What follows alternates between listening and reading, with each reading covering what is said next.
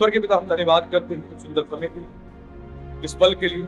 मेरे परमेश्वर, आपने प्रभु जी इस कलीसिया को पिता एक बार फिर से पिता अपने प्रेम से भरा है, अपने आनंद, अपनी शांति से भरा है। आपका धन्यवाद करते हैं। आज के प्रभु सभा में आपने अपनी आशीष उड़ील की है, इसके लिए हम धन्यवाद करते हैं। आज के प्रभु आराधना में, आज के गीतों भजनों में आपने आशीष दी, आज के प्रभु संदेश में भी आपने अपनी आशीष उड़ीली प्रभु और दात को इस्तेमाल किया। धन्यवाद करते हैं, प्रार्थना करते हैं प्रभु अब जो होने वाला वचन है, इस वचन के द्वारा भी अपने लोगों से बात कर, अपने लोगों को प्रभु आशीष, हर एक को बुद्धि से भरना, ज्ञान से भरना, समझ से भरना और अपनी महिमा का पात्र बनना, हर एक को प्रभु आने वाले दिनों में इस्तेमाल। हम मांगते हैं, बोलने वाले हम नहीं, वरना आपका काम। अपने आप को, इस पूरी कलीसिया को आपके हाथों में सौंपते हैं। इस प्रार्थना को आप जीवित सामर्थ्य परमेश्वर के पुत्र मसीह यीशु के नाम से मांगते हैं, आमीन। आप सभी को जय मसीह। एक बार फिर से हम परमेश्वर पिता का धन्यवाद करते हैं, प्रभु ने एक सुंदर अवसर हम सभी को दिया ताकि आज हम परमेश्वर के वचन को सुने और आशीष पाए। बारूक अता अदनोई अलाहीनु मेलेक तुम अलाम। हे प्रभु परमेश्वर, ब्रह्मांड के राजा, आप धन्य हैं। जब इस बात को कह के हम परमेश्वर के वचन का प्रचार करते हैं, संदेश को देते हैं, तो लोग आशीष पाते हैं। क्योंकि जितने भी यहूदी हैं, जब भी परमेश्वर का वचन प्रचार करते हैं, सबसे पहले वो सी बात है, वो पूरी कांग्रीगेशन को बताते हैं, पूरी सभा को, आप किसके बारे में जानने जा रहे हो, किसके बारे में सुनने जा रहे हो, पहचान। और ये शब्द जब आप यूज करते हो, इब्रानी भाषा के शब्दों का आप बयान करते हो, बखान करते हो, तो परमेश्वर की अलौकिक सामर्थ्य वहां पर भर जाती है। क्या करना, क्योंकि यही वो भाषा है जो परमेश्वर की भाषा है, और परमेश्वर इसी भाषा में आदम से और हवा से बात करते हैं। इब्रानी भाषा जो बाइबल की मूल भाषा है, उसी भाषा में बाइबल लिखी गई है। और आज परमेश्वर फिर से आप सबको बहुत ज्यादा आशीषित करने जा रहे हैं। आज हम सब जानते हैं आज फादर्स डे है, और फादर्स डे पर आज परमेश्वर एक विशेष संदेश को आप लोगों तक पहुंचाने जा रहे हैं। तो जितने भी यहाँ पर पिता हैं, उन सबको मैं दिल से धन्यवाद देना चाहता हूँ आपकी सेवाओं के लिए, जो आपने अपने परिवारों में अपनी सेवाएं दी, अपने बच्चों का ध्यान रखा, उनकी सारी आवश्यकताएं पूरी करी, आपने उनसे प्यार किया, उनकी चिंता करी, उनकी सुनी ली, उनके लिए रात दिन जागे, भागे दौड़े, आपने हर प्रकार से उनको सही मार्ग दिखाया और मार्गों पर लेकर चले। जितने भी पिता यहाँ पर हैं और जिन्होंने एक अच्छे पिता बन के कर्तव्य को अदा किया है, मैं उन सबको दिल से धन्यवाद देना चाहता हूँ। और प्रभु आप सबको बहुत आशीष दे, हमेशा परमेश्वर की सेवाओं में और प्रभु के कामों में आगे बढ़ते जाए। प्रभु आप सबको बहुत बढ़ाने जाना। लेकिन बाइबल कुछ इंपॉर्टेंट बातें, कुछ गहरी बातें आज आपको सिखाने जा रही है। जितने भी यहाँ पिता हैं, उन सब के लिए आज विशेष संदेश है। ध्यान रखें, जितने भी पिता हैं उन सब के लिए एक विशेष संदेश है, जो यहाँ बैठे हैं, जो ऑनलाइन सुन रहे हैं, सब के लिए। लेकिन जिनके घर में पिता नहीं है, उनकी माता ने पिता बन के सारी जिम्मेदारियों को अदा किया है, उनके लिए भी विशेष संदेश है। ध्यान रखें, तो ये ना सोचे आज फादर्स डे पे केवल पिता के बारे में पास्टर साहब ने वचन का प्रचार कर दिया, लेकिन हमारे तो पिता ही नहीं है, हमारे पिता ने कभी कर्तव्य अदा नहीं किया, या हमारे पिता इस पृथ्वी पे नहीं रहे, वो चले गए। तो अब ये बात हम किसके ऊपर या हम किससे कहें? तो आज का संदेश जो है आपके परिवार के उन व्यक्तियों के लिए भी है, जिन्होंने पिता बन के आपके घर में सारी जिम्मेदारियां अदा की। हाँ, एक महान पिता वह नहीं जो केवल सफल हो। आज हम सबका एक नजरिया है। आज इस संसार में हम सबका नजरिया क्या है? एक सफल पिता कौन है, एक महान पिता कौन है? जिसने बहुत पैसा कमाया, जिसने अच्छी संपत्ति बनाई है, वो एक महान पिता है, एक सफल पिता है। लेकिन बाइबल के आधार पे और परमेश्वर क्या कहते हैं? परमेश्वर कहते हैं एक सफल पिता वो है जो अपने बच्चों को परमेश्वर के निकट लेके आता है। एक सफल पिता वो है जो अपने बच्चों को परमेश्वर के निकट लेके आता है। अगर कोई पिता अपने बच्चों को परमेश्वर के निकट लेके नहीं आ पाता, तो ध्यान रखिए वो एक सफल पिता नहीं, वो एक असफल पिता, वो एक असफल पिता है। उसको एक गलतफहमी हो चुकी है, मैं एक सफल पिता हूं। हाँ, बच्चों की केवल बच्चों के लिए पैसा कमा के उनको देना, या केवल परिवार की जरूरतें पूरी करने से, या उनको घर मकान बना के देने से, या उनको बिजनेस देने से आप एक सफल पिता और महान पिता नहीं कहलाते। ध्यान रखना, आज हम बात कर रहे हैं उस परमेश्वर पिता, जिस पिता ने अपना नाम आपको दिया है। पिता शब्द जो है परमेश्वर से निकल के आया है और परमेश्वर को प्रकट करता है, वो परमेश्वर का प्रकटीकरण है। ध्यान रखना, पिता शब्द, फादरहुड जिसको हम कहते हैं, कि एक पिता अपने फादरहुड को प्रकट करता है अपने बच्चों के लिए, वो परमेश्वर से निकल के आया है। और परमेश्वर चाहता है इस पिता शब्द से हम अपने जीवन से परमेश्वर पिता को प्रकट करें कि कौन है परमेश्वर पिता। हमें सीखना बहुत जरूरी है। ध्यान रखना, आज यदि किसी ने भी अपने बच्चों को घर दिया है बनाकर, बिजनेस दिया है उनके हाथों में, या उनकी जरूरतें पूरी करी है, तो आप एक सफल पिता केवल नहीं है। सफल पिता परमेश्वर की दृष्टि में वो है जिसने अपने बच्चों को ये चीजें देने के साथ साथ परमेश्वर के निकट लाने का काम किया। परमेश्वर के निकट लाने का, यदि परमेश्वर के निकट लेके आप अपने बच्चे को नहीं आ पाते तो आप एक सफल नहीं, असफल पिता। ध्यान रखिए, असफल पिता नहीं। जब पिता घुटनों पर रहता है, घुटनों पर प्रार्थना करता है, तो पूरा परिवार खड़ा रहता है। जब पिता घुटनों पर होता है और प्रार्थना करता है तो पूरा परिवार खड़ा होता है। लेकिन जब पिता घुटनों पर नहीं होता, प्रार्थना पर नहीं होता, पूरा परिवार विस्मित रहता है, गिरा पड़ा रहता है और कुछ कर नहीं पाता। बच्चे असफल होते रहते हैं, बच्चे ना नौकरी लग पाते हैं, ना बिजनेस कर पाते हैं, रात दिन धक्के खा रहे होते, कुछ नहीं कर पाते। क्यों? पिता घुटनों पर नहीं। पिता घुटनों पर नहीं है। आज पिता भूल चुका है, आज पिता भूल चुका है। पिता कौन है? पिता आशीष का द्वार है, परिवार के लिए आशीष का द्वार है। ध्यान रखना। और पिता अगर घुटनों पर नहीं है तो पूरा परिवार लड़खड़ाया है, पूरा परिवार लड़खड़ाया रहता है। वो कभी भी स्टेबल नहीं रह सकता, वो कभी भी खड़ा नहीं रह सकता। एक पास्टर शब्द के बारे में हम सुनते हैं। पास्टर शब्द जो है एक पैठा शब्द से निकल के आया है और पास्टर शब्द का मतलब ही होता है पिता। पास्टर शब्द के मतलब ही होता है पिता, चरवाहा। और परमेश्वर उसको ऐसा हृदय देता है, वो अपने परिवार के लिए, अपनी कलीसिया के लिए, जो उसका परिवार है, आत्मिक परिवार है, वो घुटनों पर रहता है ताकि पूरी कलीसिया खड़ी रहे। अगर वो लेट जाए, वो सो जाए, वो घुटनों पर ना रहे तो परिवार कभी खड़ा नहीं रह सकता, कलीसिया कभी खड़ी नहीं रह सकती।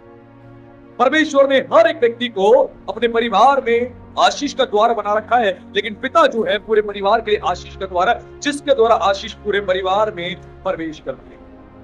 लेकिन आज पिता इस बात को नहीं समझ पा रहे हैं। आज पिता कहते हैं मेरी कोई जिम्मेदारी नहीं, मैंने बाल पोस के बड़ा कर दिया, मेरा काम खत्म हो गया। ये बहुत बड़ी गलतफहमी है। परमेश्वर बहुत जबरदस्त न्याय करने वाला क्या, और आप उसके सामने 1% भी बच नहीं पाओगे, 1 इंच भी बच नहीं पाओगे अगर आज भी हमने नहीं समझा। आज कई बार हम सोचते हैं पिता जो है परिवार का पालन करता है, केवल परिवार की आवश्यकता पूरी कर दे काफी है। नहीं, परमेश्वर ने पिता को इसलिए चुना है कि परिवार की आत्मिक रीति से अगुवाई करे। हेलो, आत्मिक रीति से। लेकिन आज आत्मिक रीति से अगुवाई करने वाले पिता बहुत कम मिलेंगे, बहुत कम मिलेंगे। क्यों? वो खुद आत्मिकता का जीवन नहीं जीते तो बच्चों को किस राह पे चलाएंगे? ध्यान, पूरे परिवार का परमेश्वर ने उत्तरदायित्व है वो पिता के हाथों में सौंपा है। अगर गाड़ी को चलाने वाला जो स्टीयरिंग की सीट पर बैठा है वो गाड़ी ठीक से नहीं चलाएगा तो क्या होगा? एक्सीडेंट होगा। वैसे पिता अगर सही जीवन नहीं जिएगा तो पूरे परिवार पे प्रभाव पड़ता है। आप चाहे बोलो यस या नो। अभी चले संदेश में आगे, अभी मैं आपको ऐसी जगह पे ले जाके खड़ा कर दूंगा कि आपको समझ में आ जाएगा कि आज तो फंस गए, आज तो पास्टर जी ने फंसा दिया।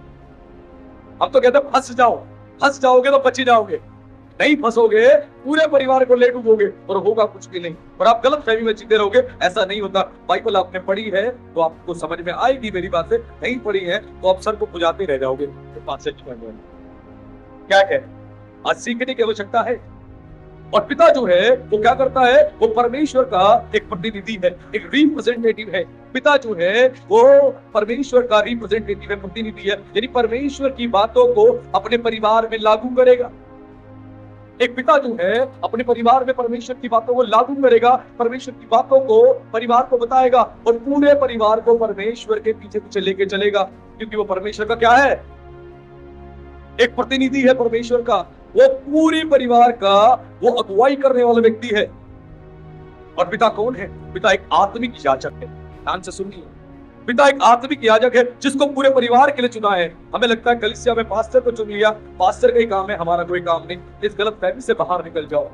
हर एक पिता अपने परिवार में एक आत्मिक याजक है जिसका काम है प्रतिदिन अपने घराने के लिए बलिदान देना। मंदिर में जब भी सेवा के लिए याजक जाता था वो क्या करता था? उसको आज्ञा मिली थी, वो सबसे पहले अपने लिए और अपने घराने के लिए क्या करेगा? बलिदान चढ़ाएगा। यानी उससे कुछ पाप हुए, उसके परिवार से कुछ पाप हुए, उसके लिए वो ऑफरिंग्स को चढ़ाएगा, भेंटों को चढ़ाएगा परमेश्वर के आगे पाप क्षमा के लिए। पाप क्षमा के लिए। परिवार में पिता जो है आत्मिक याजक है। अगर वो आत्मिक रीति से याजक का कार्य नहीं कर रहा है तो उस परिवार के अंदर कुछ भी सही आपको दिखाई नहीं। वो परिवार समस्याओं में, परेशानियों में जूझता हुआ दिखाई देगा और कुछ भी नहीं होगा। ध्यान रखना। और हर पिता का कर्तव्य है कि वो एक बात को बोले यहोशू के समान, जो आज मसीहों के मुंह से नहीं निकलती। यहोशू के समान एक बात बोलनी है। उसके लिए खोले एक वचन, यहोशू ने क्या कहा था। यहोशू की पुस्तक अध्याय 24 पद उसका 15। कोई मेरे लिए एक बार ऊंची आवाज से पढ़ दे क्या लिखा है। Book of Joshua chapter 24 verse 15 में क्या लिखा है, कोई पढ़े। और यदि यहोवा की सेवा करनी तुम्हें बुरी लगे तो आज चुन लो कि तुम किसकी सेवा करोगे, चाहे उन देवताओं की जिनकी सेवा तुम्हारे पिता महानत के उत्पाद करते थे, और चाहे अमोरियों के देवताओं की सेवा करो जिनके देश में तुम रहते हो, परंतु मैं तो अपने गाने समेत यहोवा ही की सेवा नित्य करूंगा। हालेलुया। हालेलुया।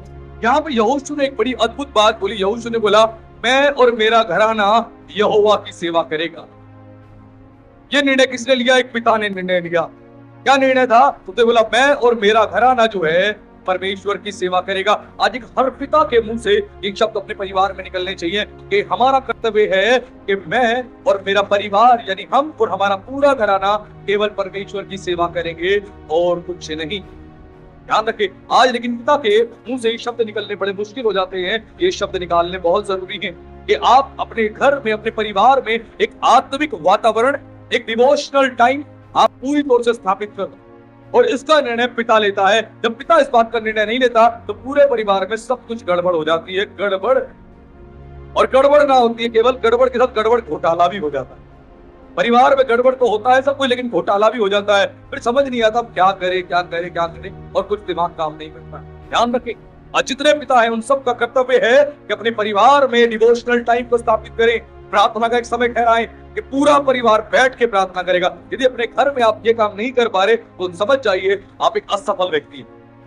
आप एक असफल व्यक्ति हैं। अगर परिवार के मुखिया होके, परिवार के हेड होके आप अपने परिवार में ये कार्य भी नहीं कर पा रहे तो आप एक असफल व्यक्ति हैं। और आपके परिवार में कभी भी परमेश्वर की उपस्थिति और परमेश्वर के कामों को आप बड़ी रीति से होते हुए नहीं देख सकते। हाँ।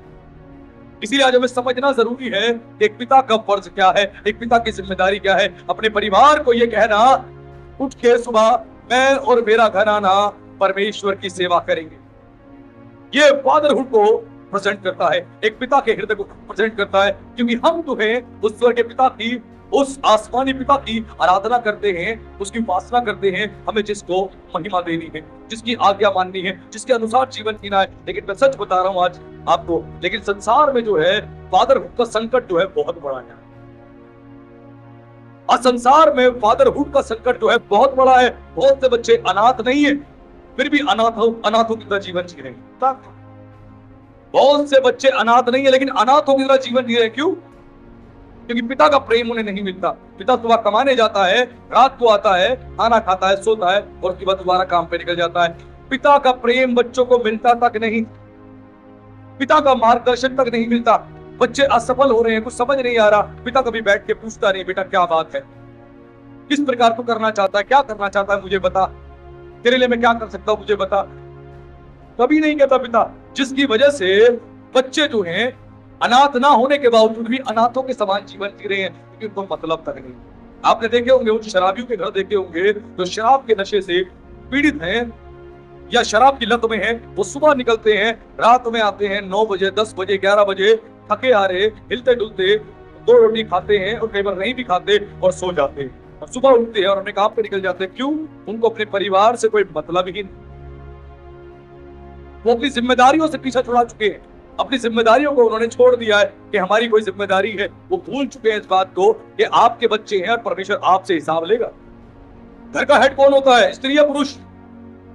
अगर पुरुष अपने काम की जिम्मेदारियों से हाथ फेर ले फिर कैसे काम चलने वाला? नहीं चलता। और वो अथॉरिटी, वो पावर, वो ब्लेसिंग जो फादर के हाथ में, वो मदर के हाथ में नहीं है। वो पिता के हाथ में ही दी है परमेश्वर ने, वो मदर के हाथ में नहीं दी। मदर के हाथ में दूसरी ब्लेसिंग दी है और पिता के हाथ में दूसरी ब्लेसिंग दी है। ध्यान रखना। आज परमेश्वर को समझाने का प्रयास कर रहा है। आज समझ लेना, अगर समझ लिया तो बहुत बड़ी आशीष लेके जाओगे, और नहीं समझ पाए बहुत कुछ खो दोगे, ध्यान रखना। लेकिन अभी समय है कि हम जाग जाएं। आज संसार में एक संकट है, फादरहुड का संकट है। बच्चे अनाथ नहीं है, लेकिन अनाथों के समान जीवन जी रहे हैं, अनाथों के समान।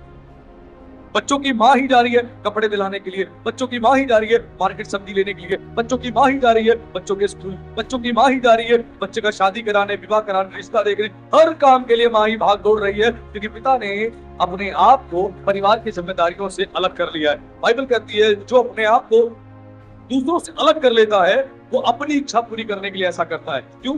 वो परिवार की जिम्मेदारियों में गुजरना नहीं चाहता, अपनी इच्छा पूरी करना चाहता है, अपने दोस्तों में बैठना चाहता है, अपने दोस्तों में खाना पीना चाहता है, अपने दोस्तों में ऐशो आराम चाहता है। इसीलिए वो कन्नी काट लेता है, वो अपना किनारा कर लेता है, कहता है मुझे परिवार की जिम्मेदारियों में मत फंसाओ भाई, मैं ज्यादा टेंशन नहीं ले सकता, मैं टेंशन नहीं ले सकता, तुम कर लो इस काम को, और वो अपने आप को किनारा कर लेते। और इस प्रकार जो है आज संसार के अंदर जो बच्चे अनाथ नहीं है वो अनाथों के समान जीवन, अनाथों के समान। पिता होने के बावजूद भी पिता है ही नहीं, पिता होने के बावजूद भी पिता नहीं है।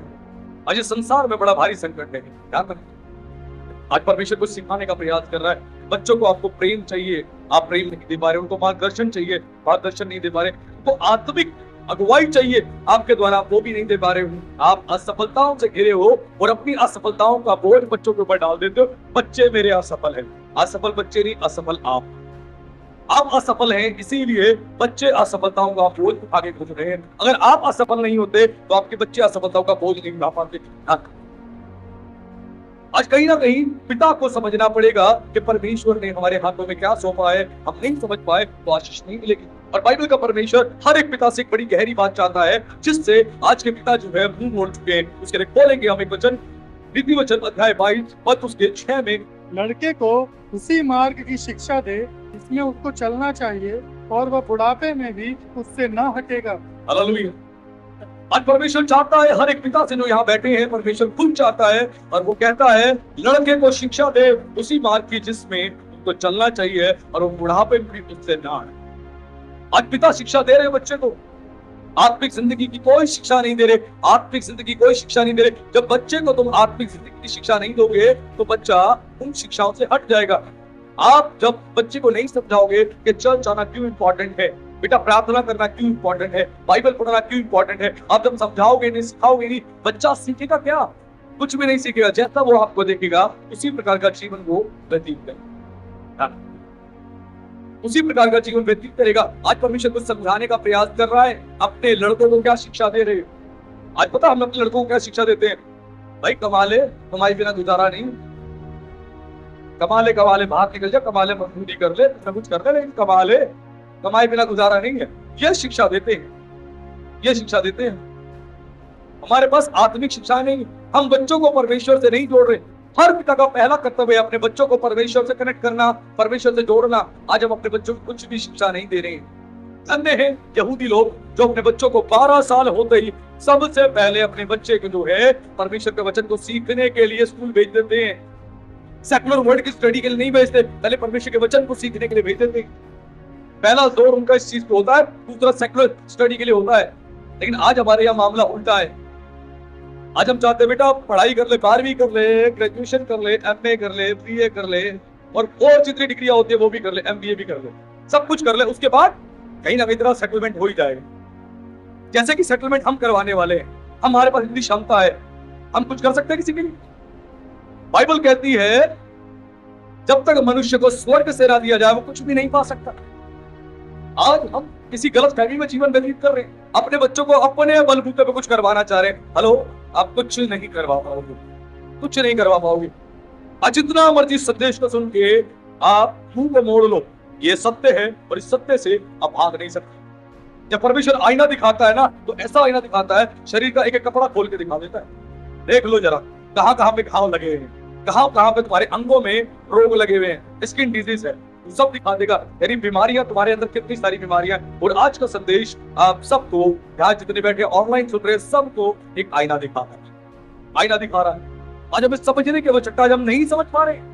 लड़के को हम शिक्षा नहीं दे पा रहे, बेटा प्रार्थना कर, कितना इंपॉर्टेंट है तेरे प्रार्थना करना, क्योंकि परमेश्वर ही तेरे लिए सब कुछ करेगा। जब क्या कहते हैं कहते हैं भाई एक काम करो, जल्दी उठो, जल्दी निकलो, ये करो, ये खा लो, वो पी लो, सब कुछ शिक्षा देते हैं, लेकिन वचन की कोई शिक्षा नहीं। वचन की कोई शिक्षा नहीं। हमारे पास बहुत सारी एडवाइसेस होती हैं, बेटा MBA कर ले, बेटा BTech कर ले, बेटा ये कर ले, वो कर ले, कहीं ना कहीं तरह कुछ हो जाएगा।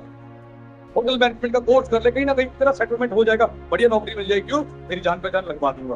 बराबर कर तो ले। आप अपने बच्चे को सेटल वर्ल्ड में सेटल करने के लिए बहुत प्रयास करते हो, लेकिन आपकी जिंदगी में सेटल करने के लिए कोई प्रयास है?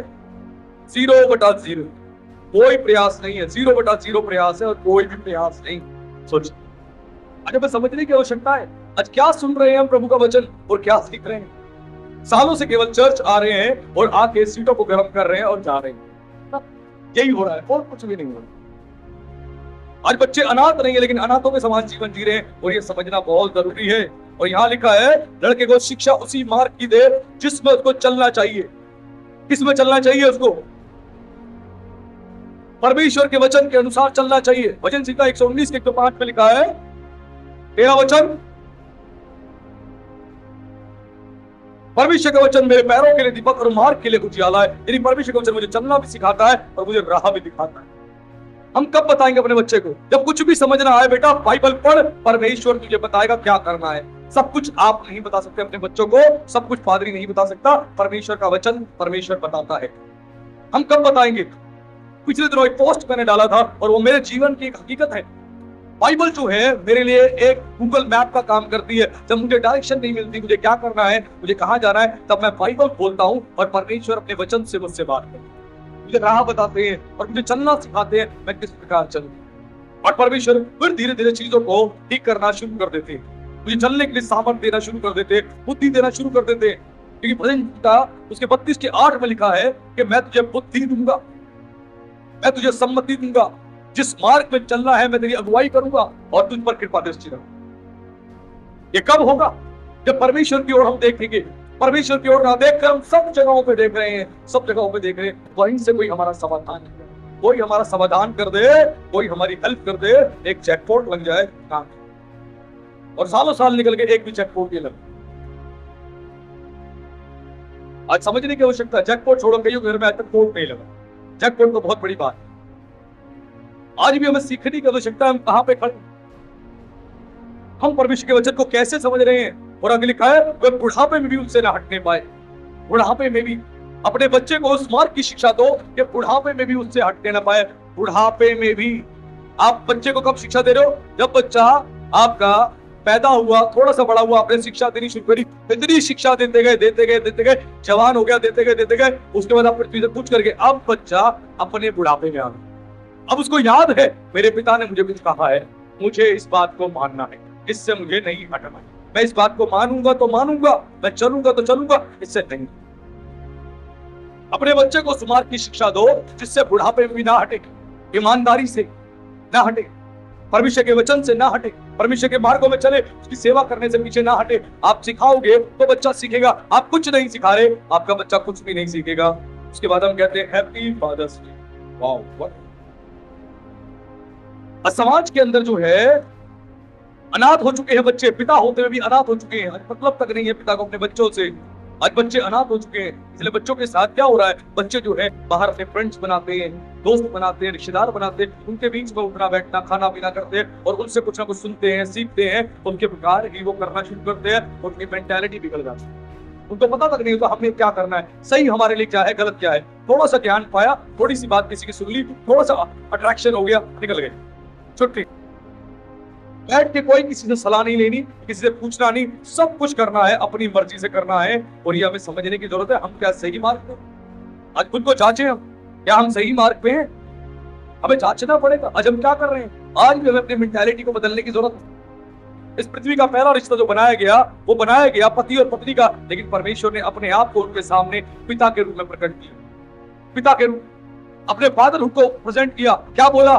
ये सब कुछ तुम्हारे लिए, सब कुछ तुम्हारे लिए, यहां रहो, आओ, इसकी देखरेख करो और प्रतिदिन मैं आके तुमसे मिलूंगा। और पिता आके अपने बच्चों से प्रतिदिन मिलता था। आज हमें समझने की आवश्यकता है, पिता बनना कोई साधारण बात नहीं। आज जो पिता नहीं बने वो नहीं समझ सकते हैं।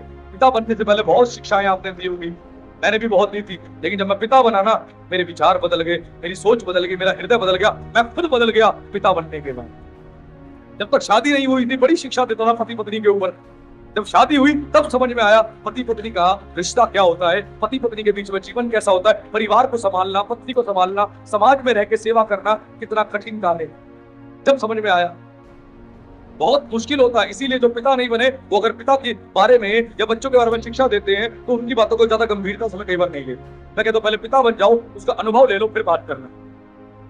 जब पति नहीं बने पहले पति बन जाओ, अनुभव ले लो फिर बात करना, क्योंकि तुम प्रैक्टिकली उस समय सिखा पाओगे, क्योंकि तुमने खुद का अनुभव किया है, एक्सपीरियंस लिया है, उसके बाद बदलो। तो जब मैं पिता बना तो मुझे समझ में आया मेरी कितनी बड़ी जिम्मेदारी है, अपने बच्चे की कितनी गलतियां मुझे माफ करनी पड़ती है, कितनी गलतियां माफ करनी पड़ती है मैं जानता हूं, मुझे पता है कितना मुझे प्यार करना पड़ता है मैं जानता हूं, जरूरत पड़ने पर सजा देनी पड़ती है वो भी मैं जानता हूं। कहना बड़ा आसान है, ऐसे करो वैसे करो, बच्चे को ऐसे पीटना ऐसे लगाना, सबका बच्चा अलग अलग होता है और हर बच्चे की शारीरिक स्थिति मानसिक स्थिति अलग अलग होती है। हर बच्चे को एक ही तरह से पालना सही नहीं होता, हर बच्चे को अलग अलग तरीके से पालना पड़ता है। वो मेंटालिटी परमेश्वर आपको देता है, विजडम आपको देता है कि किस बच्चे को किस तरह पालना है। ध्यान रखना, कई माँ बाप है जिनका बच्चा हृदय रोग का शिकार है, हृदय रोग का शिकार है, बचपन से हृदय में छेद है बच्चे, और बच्चा गलती कर रहा है, कितने माँ बाप है उसको पीटेंगे मुझे बताओ? इन्हें मारो, थप्पड़ मारो, खूब मारो, डंडे से मारो, थप्पड़ मारो, नहीं मारा जाएगा क्यों? बच्चा पहले से बीमार है, आप नहीं हाथ खा पाओगे। कई बच्चा मेंटली वीक है, बहुत ज्यादा आपको दिखाई दे रहा है मेंटली वीक है, आप कितना मारोगे उसको? लेकिन जो पेरेंट्स एजुकेटेड नहीं है, जो स्लम एरिया में रहते हैं, वो आपने देखो अधिकतर बहुत मारते पीटते बच्चे को, बहुत मारते पीटते आगे पटक देते हैं। नहीं, आपको समझ इस्तेमाल करनी है, आपको परमिशन ने बच्चे दिए हैं, आपको कोई बॉक्सिंग बैग नहीं दिया जिसमें पंचिंग करनी है आपको। हम कुछ भी करना शुरू कर देते हैं, आज हमारी मेंटालिटी सही नहीं है। प्रभु के वचन को समझना जरूरी है। मैं चर्च में बुला के कितना आप लोगों को डंडे मारता हूँ, वचन सीख लो, बाइबल पढ़ लो, कितना डंडे मारता हूँ? आज तक मारा? शिक्षा ही दी? और क्या किया मैंने? आज जितने लोग बैठे हैं परमेश्वर को सिखाने का प्रयास कर रहा है, और प्रभु यीशु मसीह ने भी जब चेलों को प्रार्थना करनी सिखाई तो सबसे पहले क्या बोला? हे हमारे पिता आप जो स्वर्ग में, आपका नाम पवित्र माना जाए। सबसे पहले यही प्रार्थना करनी सिखाई, यानी उनको बताया कि तुम्हें परमेश्वर पिता को याद करना है, और परमेश्वर पिता का जो स्वभाव है, जो चरित्र है एक पिता का, तुम में पाया जाए। यीशु ने बोला तुम में से कौन है जो पूरा होकर अपने बच्चों को पूरी वस्तुएं देता है? कोई है कि बेटा उसका रोटी मांगे बदले में उसको पत्थर दे, मछली मांगे बदले में सांप दे? कोई है पिता ऐसा? उसने कहा तो तुम्हारा स्वर्गीय पिता तो पूरा भी नहीं है, वो अपने मांगने वालों को क्यों नहीं देगा कि आवश्यकता की चीजें क्यों नहीं देगा? पवित्र आत्मा आज परमेश्वर कुछ समझाने का प्रयास कर रहे हैं यहाँ पर। आज समझ लेना, उस पिता का स्वभाव, उस पिता का चरित्र आप में होना चाहिए, इस पिता में होना चाहिए। हेलो, इस पिता में होना चाहिए। वो कैसा है? मैं अपनी पत्नी से अभी कुछ दिन पहले बात कर रहा था, और योएल की किताब था, एक रेफरेंस दे रहा था, अध्याय 2 का, मैं उन्हें बता रहा था कि परमेश्वर कैसा है। वो अनुग्रहकारी, करुणानिधान, दया से भरा है और विलंब से दूर। वो पिता है, वो क्विकली वो नहीं करता, सीधा भड़क नहीं जाता और सीधा विनाश नहीं कर देता, विलंब से। और उसके विलंब में पता है बहुत देरी होती है, जल्दीबाजी नहीं दिखाता। वो पिता का स्वभाव आपके भीतर है। क्या बच्चे के लिए करुणा से भरे, प्रेम से भरे, अनुग्रह से भरे? आप नहीं भरे तो पिता का स्वभाव आप में कहां है? हेलो, कहां? अगर दुनिया में किसी पिता से कंपेयर करना है, वो स्वर्गीय पिता से करना है अपने आप को। दुनिया में कई पिताओं से कंपेयर करोगे, पता है आपको लगेगा अरे मेरे से बढ़िया तो कोई पिता ही नहीं है। अपने आप को जब मसीहों से कंपेयर करोगे बोलोगे मुझसे अच्छा तो कोई मसीह नहीं हूं, लेकिन जब परमेश्वर से कंपेयर करोगे तब समझ में आएगा। वचन में क्या लिखा? जैसा तुम्हारा बुलाने वाला पवित्र है तुम भी। पतरस किसका रेफरेंस दे रहा है? परमेश्वर का रेफरेंस दे रहा है। परमेश्वर के साथ तुम्हारा कंपैरिजन कर रहा है, उसके जैसे बनो, उसके जैसे। उधर ये नहीं बोला मेरे जैसे बन जाओ, वो कह रहा मसीह जैसे बनो। उससे कंपेयर करोगे ना, फिर तुम्हें समझ में आएगा कि हमारे अंदर कितनी कमियां हैं। अरे मुझसे बढ़िया तो कोई नहीं, मेरे घर में, मेरे मोहल्ले में, मेरे इलाके में मेरे ऑफिस में, मेरी कलीसिया में मुझसे बेहतर कोई तो आपसे बेहतर बहुत लोग हैं। आपकी गलतफहमी है। अभी आपने जगत में घूम के नहीं देखा, आपसे बहुत बेहतर, बेहतर से बेहतर। और जब सृष्टिकर्ता को देखोगे तो आपको समझ में आएगा आपके भीतर कितनी कमी हुई। और ये कोई संयोग नहीं है कि यहाँ पर जो है ये परमेश्वर को जो है यीशु मसीह पिता कह के पुकार रहे हैं। वो पिता कह के इसीलिए पुकार रहे हैं कि हमें ध्यान रहे, पिता से जब हम अपेक्षा करते हैं, पिता से कुछ निवेदन करते हैं, तो पिता क्या करेगा? वो हमें। प्रभु का वचन कहता है कि परमेश्वर की आंखें मनुष्य की संतान को नित्य देखती रहती है, उसकी पलकें जांचती है। परमेश्वर क्यों देखता है? दंड देने के लिए। चलो मैं एग्जाम्पल सिखाता हूं। मैं पिता हूं, यहाँ मेरा बेटा बैठा है, ठीक है, और मेरा बेटा यहाँ से जब मेरे साथ बाहर जा रहा है तो जाते समय उसके पैर में मैंने चप्पल देखी, चप्पल टूटी हुई है। मेरे बेटे ने चप्पल में सिलाई लगवा ली, मोची से किसी तरह पहन के जा रहा है। अब मैं उसको देखूंगा तो क्या गुस्सा आएगा? मैं क्या करूंगा? मैं तरस खाऊंगा, मेरी संतान है। मैं क्या करूंगा? मैं ले जाके उसको दुकान पर सबसे पहले मैं चप्पल दिलाऊंगा, कहूंगा बेटा चप्पल। परमेश्वर जब भी आपको देखता है वो इसी दृष्टिकोण से देखता है कि तुझे क्या चाहिए मेरी बेटी, मेरे बेटे, ताकि मैं तुझे दूं। वो इस दृष्टिकोण से देखता है। तो पिता को आज भी नहीं पहचाना हमने उसे क्रोधी, दंड देने वाला, नाश करने वाला देख लिया, लेकिन हमने उसको प्रेम करने वाला नहीं देखा। जब भी हमें देखता है हमारी रिक्वायरमेंट जानता है, मुझे क्या चाहिए, आपको क्या चाहिए, वो देखता है। वो हर पल देखता है, हर क्षण देखता है। आपके पास कपड़े नहीं है, वो देखता है, वो देखता है।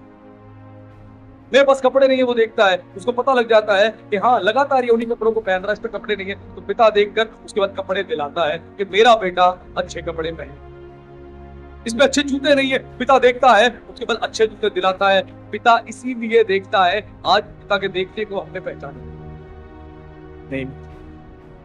यही तो दुख की बात है। आज पिता को हम जानते तक नहीं है। हम कहते परमेश्वर आप देख नहीं रहे, देख नहीं रहे। किसने कहा देख नहीं रहे? उससे क्या छुप सकता है? कुछ भी नहीं। आपके घर में क्या हो रहा है, आपके परिवार में क्या हो रहा है, आपके जीवन में क्या हो रहा है, आपके काम पर क्या हो रहा है, प्रभु सब जानता। उससे कुछ भी नहीं छिपा। हाँ?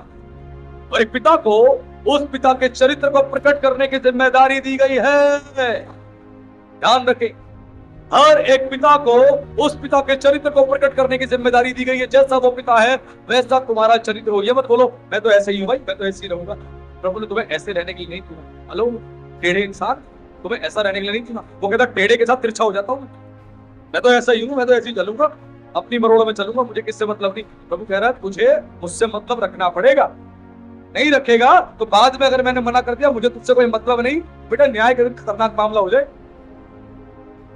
मतलब रखना तो पड़ेगा, तो पड़ेगा। आज प्रभु को समझाने का प्रयास कर रहे, क्यों रखना पड़ेगा? आपको मोल लिया है, मोल खरीद के लिया है परमेश्वर ने। आप शैतान के हाथ में थे, परमेश्वर ने अपने बेटे का लहू बहाकर उस लहू के द्वारा तुम्हें मोल लिया है। आप कोई चीज मोल लेके आते हो, कैसे करते हो? फेंक देते हो क्या? पूरा अधिकार दिखाते हो, पूरा अधिकार। मोल लेके आओ, टीवी में खराब नहीं होना चाहिए, सब ध्यान से चलाना, ठीक है? मिक्सी ध्यान से चलाना, बाइक ध्यान से चलाना। मैंने खरीदी है अपने पैसों से। जब तुम अपनी चीज पे इतना अधिकार दिखाओगे तो उसको क्या बोलते हो? ना दिखाए। Very good. तुम्हारा शरीर भी तुम्हारा नहीं, तुम्हारा जीवन भी तुम्हारा नहीं, तुम्हारी पैसे भी तुम्हारे नहीं, तुम्हारी संपत्ति भी तुम्हारी नहीं, सब उस बाप की है। पूरा अधिकार दिखाता है, पूरा अधिकार। और उसको कहते हो अधिकार क्यों दिखा रहे हो? पूरा अधिकार दिखाएगा क्योंकि तुम उसके हो, उसके हो। उसने मोल ले लिया तुम्हें, तुम अपने नहीं हो। तो कहता ना मैं अपनी मनमर्जी जीऊंगा, मत जीना बेटा, बिल्कुल मत जीना। आपको मोल ले लिया उसने, और जिसने मोल लिया उसकी बात माननी पड़ेगी, उसकी बात माननी पड़ेगी। नहीं मानोगे तो अंत में वो क्या करेगा हम सब जानते हैं। मुझे कुछ बोलने की आवश्यकता नहीं। बाइबल सबने पढ़ी है, मत्ती 7 सबने पढ़ा, मत्ती 25 सबने पढ़ा, प्रकाशित वाक्य की अंतिम जो अध्याय है वो हम सबने पढ़े। मुझे कुछ बोलने की आवश्यकता नहीं। आज प्रभु फिर से हमें बता रहे हैं तो हमें सीखने की आवश्यकता है, समझने की आवश्यकता है। आज परमेश्वर चाहता है कि हम सीखे। आज समाज की सबसे बड़ी समस्या पता है क्या? नशा नहीं है। समाज की सबसे बड़ी समस्या नशा नहीं है, बेरोजगार नहीं है। हमें लगता है नशा है, बेरोजगार है, पेपर लीक है, ये सबसे बड़ी समाज की समस्या नहीं। समाज की सबसे बड़ी समस्या है परिवार, टूटा हुआ परिवार। समाज की सबसे बड़ी समस्या है टूटा हुआ परिवार। और पिता होते हुए भी बिना पिता के परिवार, पिता होते हुए भी बिना पिता के परिवार है, ये समाज की सबसे बड़ी समस्या है जो आज इस पूरे समाज, आज हमें लगता है समाज की सबसे बड़ी समस्या महंगाई है, सबसे बड़ी समस्या पेपर लीक है, सबसे बड़ी समस्या जो है नशा है, बेरोजगारी है। नहीं नहीं नहीं नहीं नहीं, नहीं। समाज की सबसे बड़ी समस्या है टूटा हुआ परिवार। परिवार है लेकिन टूटा हुआ है। सास और बहू है, उनके बीच में दरार है।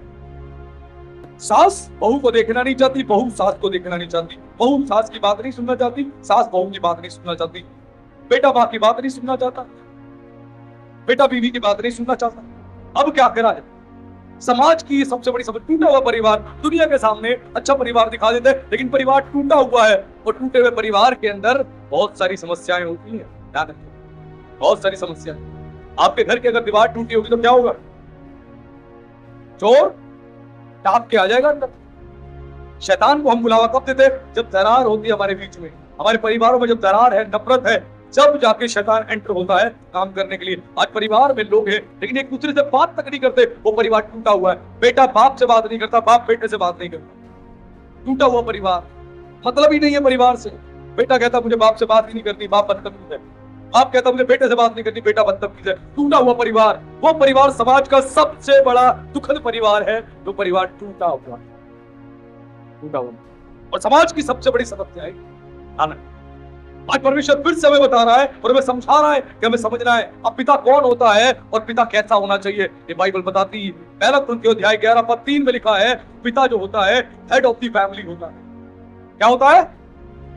हेड ऑफ द फैमिली होता है। और फैमिली का हेड होने का मतलब होता है उसको पूरी फैमिली को पूरी तौर से सही दिशा देना।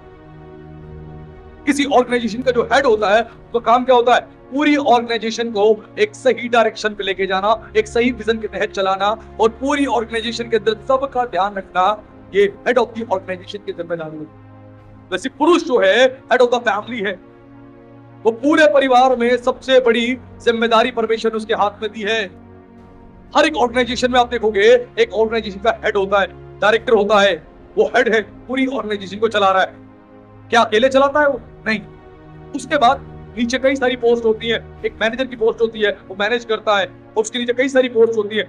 सबके डिफरेंट डिफरेंट रोल्स हैं। तो हस्बैंड जो है, पिता जो है, सबसे बड़ा रोल है, सबसे बड़ा रोल उसके परिवार में उसका सबसे बड़ा रोल है। वो हेड ऑफ द फैमिली है।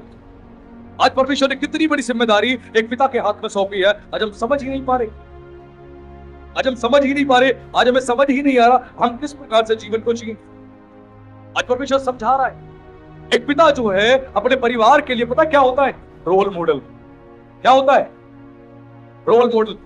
पिता अपने परिवार के लिए, अपने बच्चों के लिए रोल मॉडल होता है। क्योंकि पिता, कभी बच्चों ने अगर किसी को देखा है हीरो के रूप में, तो अपने पिता को। कैसे? उसने बोला पापा कपड़े चाहिए, पिता लेकर गया, कपड़े दिला। पापा मुझे आइसक्रीम खानी है, पापा गए आइसक्रीम लेके आए। पापा आज मुझे चिकन खाना है, चिकन लेके आए, चिकन खिलाया। पापा आज घूमने जाना है, लेकर गए, घुमा के लिए आए। जैसा जैसा बोला उसने पापा को, पापा ने सब कुछ किया। और पापा उस बच्चे के लिए क्या है? हीरो। क्यों? मेरी सारी विशेष मेरे पापा पूरी। यानी अपने पिता में वो परमेश्वर के स्वभाव को और परमेश्वर के चरित्र को ढूंढना शुरू करता है अपने पिता में। क्यों? उसकी आवश्यकताएं सारी पिता के हाथ से पूरी हो रही, सारी आवश्यकताएं परमेश्वर ने घर में उसके पिता को दे दिया ताकि उसके द्वारा सारी आवश्यकताएं पूरी हो। अगर पिता प्रेमी है, पिता दया से भरा हुआ है, तो बच्चे क्या देखेंगे? पिता प्रेमी है, पिता दया से भरा हुआ है, तो बच्चों में एक स्वभाव जन्म लेगा, प्रेम भरा स्वभाव जन्म लेगा, दया से भरा स्वभाव जन्म लेगा, वो बच्चों के अंदर जन्म लेगा। अगर पिता ऐसा है, तो यदि पिता कठोर है और बहुत ज्यादा गुस्सैल है, तो बच्चों के अंदर वही स्वभाव उत्पन्न होगा, जन्म लेगा, कठोर गुस्सैल। और आप देखना जिन घरों में पिता इस प्रकार के हैं, उन घरों में बच्चे उनसे डबल है। माँ बस एक बात बोल दे, उसके बाद पिता तो गोली मारता था बंदूक की, और बच्चे क्या करते हैं? इससे तोप मारते हैं, धम उड़ा देते हैं, खेल कर। क्यों? जन्म ले लिया उनके अंदर। वो केवल जन्म नहीं लिया, वो स्वभाव उनके अंदर रम गया, ढल गया। उस स्वभाव में वो पूरी तरह से ढल गए। बाप गुस्सैल, बेटा डबल गुस्सैल। बाप कठोर, बेटा डबल कठोर। ना, ये हमें समझने की जरूरत है। पिता की जिम्मेदारी बहुत गंभीर है, बहुत गंभीर जिम्मेदारी है, मजाक नहीं है। Happy father's day. वाह। आज पिता की जिम्मेदारियों पे हम कुछ सीख रहे हैं। मजा आ रहा है सबको? ताली बजाएंगे प्रभु की महिमा के लिए। चिंता ना करें, ये इस प्रचार का इंट्रोडक्शन मैसेज था, हम आगे बढ़े और बहुत कुछ हम सीखेंगे। जिस दिन परमेश्वर के हाथ में आ जाओ उस दिन परमेश्वर कह दो प्रभु आज तो सर्जरी कर दे, आज सर्जरी कर दे। अगर आपने सर्जरी कर दी तब तो फिर तो बढ़िया है, अंदर की गंदगी बाहर निकल जाएगी। सर्जरी नहीं करी तो गोली खा के बीमारी को दबाता रहूंगा, मैं दबाता रहूंगा। नहीं, आज सर्जरी होनी चाहिए, आज गंदगी साफ होनी चाहिए। ध्यान रखना, ये मजाक बात नहीं है, बड़े मैं हवा में बात नहीं कर रहा। अभी संदेश में आगे बढ़ेंगे, अभी बहुत कुछ सीखने को मिलेगा, अभी तो केवल शुरुआत है। तो आज परमेश्वर कुछ समझाने का प्रयास कर रहा है, हमें समझना पड़ेगा।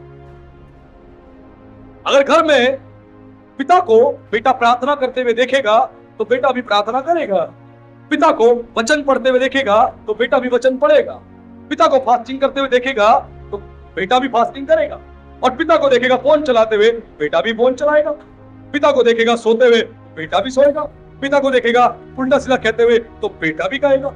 जैसा वो देखेगा वैसा उसके अंदर अपने आप ही स्वभाव जन्म लेता।